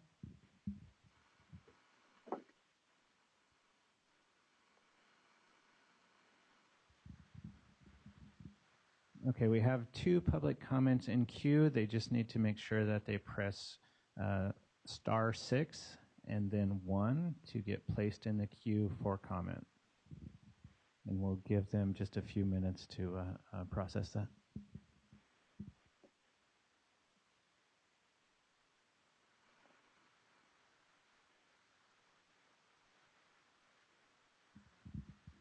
And we have our first commenter, wireless caller, at phone number ending in 0163. Yes, thank you. Is this time for general public comment? At this point, we are finishing up the Bagley-Keene training, item number 6. General public comment will be the next item. Aaron, are there any rules? I'll wait for general public comment. Okay. Thank you.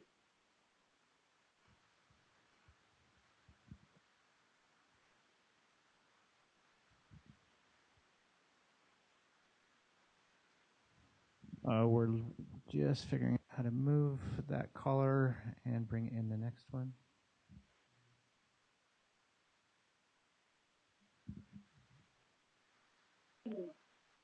Okay, we have our next caller,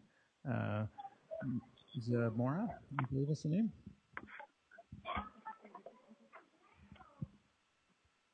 I'm waiting for public comment. Okay, you're waiting for a final public comment as well? Okay. Yes, please.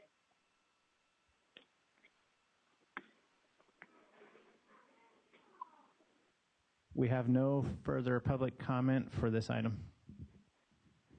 Okay, so thank you, commissioners and Terry. Actually, Christine, are you raising your hand? Or yeah, I'm sorry. I'm still on the same topic. I just wanted clarification. I think, it hasn't come up yet, but I'm wondering if we receive an email individually as a commissioner that seems like a person was attempting to send public comment ahead of perhaps a meeting coming up, is that something that procedurally, I would imagine I would want to forward that to Aaron for him to share with public comment. And I just wanted to make clear that that would be the process we would follow if that were to come up. There's so much, I think it's hard for parents to follow which email you send to share public comment or to ask specific questions. So I just wanted to clarify that that would be the best procedure to follow the situation. That would be the best procedure. I think the big takeaway is when in doubt, refer to Aaron and we will go from there. Or refer to the division and we will go from there. Thank you, great. Well, again, Terry, thank you so much for spending time with us this morning and sharing information. Hearing you present was far more inspiring than reading the actual act. And so thank you so much. And I'm sure we will be touching base with you at future commission meetings and potentially with questions as we discharge our duties.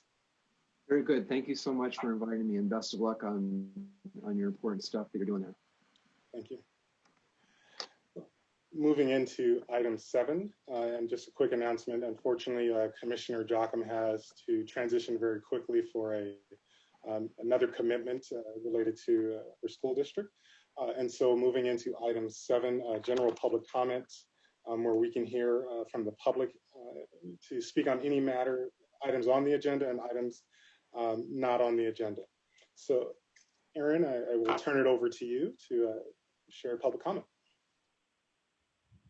And we have our first public comment from wireless caller. Right, thank you. Mr. Chair and Commissioners, thank you very much for the opportunity to provide public comment today. My name is Teresa Anderson, and I'm the Public Policy Director for the ARC and United Cerebral Palsy California Collaboration. We represent 34 chapters and affiliates throughout the state that serve and support and advocate alongside people with intellectual and developmental disabilities, their families, and their service providers. First, we'd like to thank all of you for your tireless effort and work and dedication in this trying time to try to figure out how to support students with disabilities and their families. As you can imagine, at the ARC and UCP, we've received several calls and inquiries from parents who are worried about how their kids' educational needs can be met during this time. Many of those needs are quite complex. So, the parents' concerns are really, we're getting a lot more calls around that. So I appreciate Assembly Member Fraser's advocacy. I know this was earlier on the agenda, but we're rolling them all into one here. In sending a letter to CDE and the Department of Developmental Services to inquire about their plans for collaborating, because I think that that's going to be an essential component to ensuring the services and supports are in place for students with disabilities. And the ARC and UCP would like to partner with the Advisory Commission, with all of you, to help distribute guidance and information to families that, we can try to help navigate with families. As I mentioned earlier, we serve and support thousands of families. So it would be, we'd love to use our resources to help navigate with families the new delivery modes and distance learning approaches to special ed. And finally, we want to welcome the new director, Calamise, to California. I appreciated her philosophy and her comments earlier in her approach to educating with students with disabilities, and I really look forward to working with her and engaging more with all of you to ensure the best possible outcomes for students with disabilities and their families. Thank you.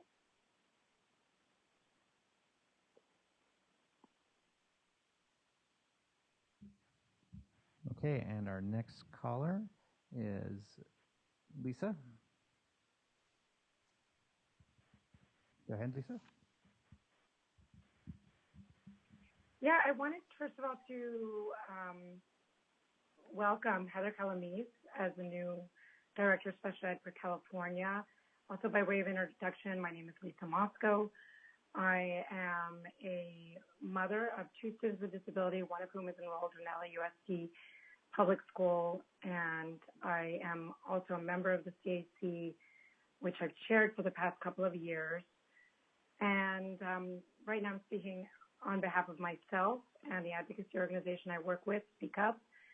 And I wanted to welcome Heather Calamise, and I'm excited about her assuming the role.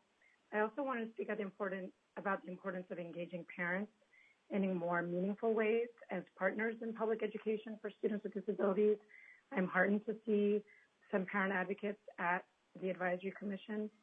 But I also want to see what will the Advisory Commission be doing this year to look at how we can better prepare teachers, even general education teachers who have students with disabilities in their classrooms. How can we better prepare teachers during the certification process and also ongoing professional development so that they can really rise to the challenge of meeting the needs of these different kinds of learners?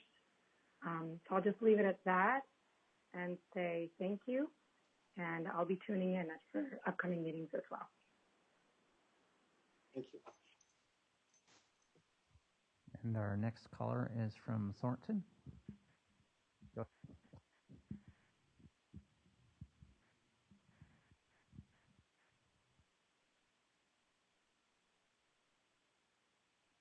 Caller with the number ending 0927, go ahead.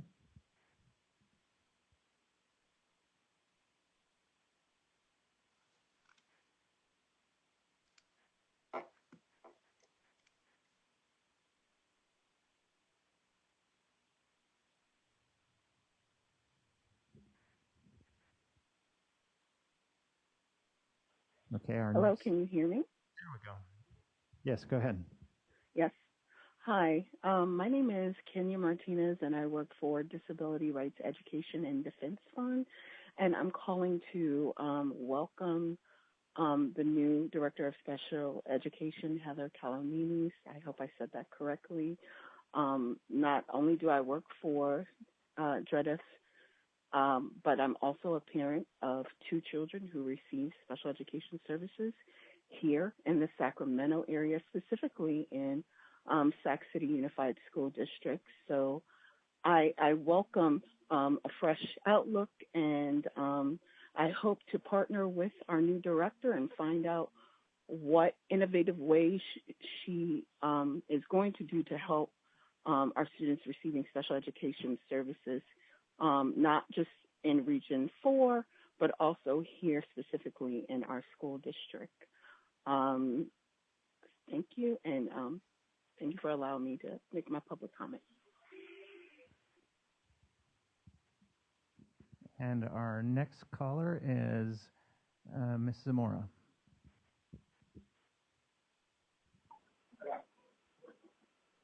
Hello, my name is Jonathan Spratt. Thank you for giving me the opportunity to provide public comment.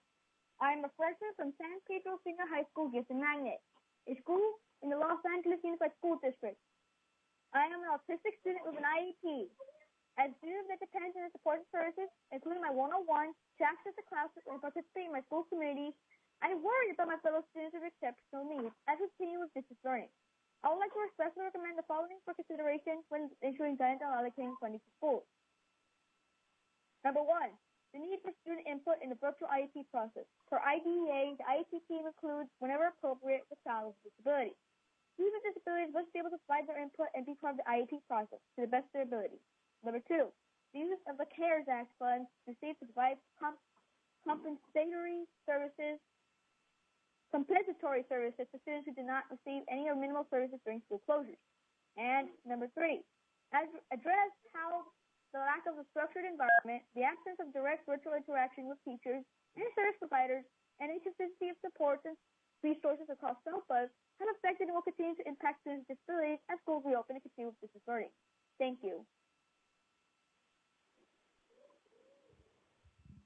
And that is the last of our public comment. I want to thank each member of the public who took the time to call in and share comments. We have reached the end of our agenda for day 1. Tomorrow we have a number of topics to receive information and discuss, including disproportionality from the state view. We'll also be hearing from Dr. Adam Clark and some of the work that was done in Vallejo School District, as well as touching on special education due process mediation and resolution, and looking at the English language proficiency assessments for California, and hearing information from CDE staff. So I want to thank everyone for their participation today and for being with Dr. Vice Chair Hayes-White and I as we facilitated our first meeting. I've already received some constructive feedback from my mom, who called out that I'm not wearing a tie, and this is a formal meeting. Mom, it's hot here. We'll talk later. So in the conclusion, to adjourn our meeting, I believe I'm seeking a motion to adjourn day 1 of our advisory commission meeting. I have the motion from Commissioner Plate. Is there a second? Second. Second from Commissioner Salmonson. Aaron, I will turn it over to you for the roll call. I believe we have to do roll call. I'm sorry, David, I missed that again, please. Do we need to do a roll call vote, or can we all simply raise our hand to support the motion to adjourn? I believe since we're via distance that we need to do it via roll call. So I'll run down the roll. Commissioner Hamilton? Yes. Vice Chair Hayes-White? Yes. Commissioner Jocham?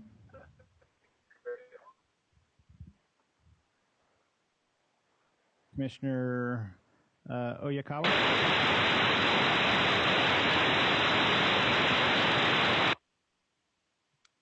I'm sorry, Commissioner Oyakawa? Yes. Commissioner Plate? Yes. Commissioner Solomonson? Yes. Commissioner Topalian? Yes. Chair Toston? Yes. And that constitutes a majority. The motion passes. Thank you, everyone. We will see you in the morning.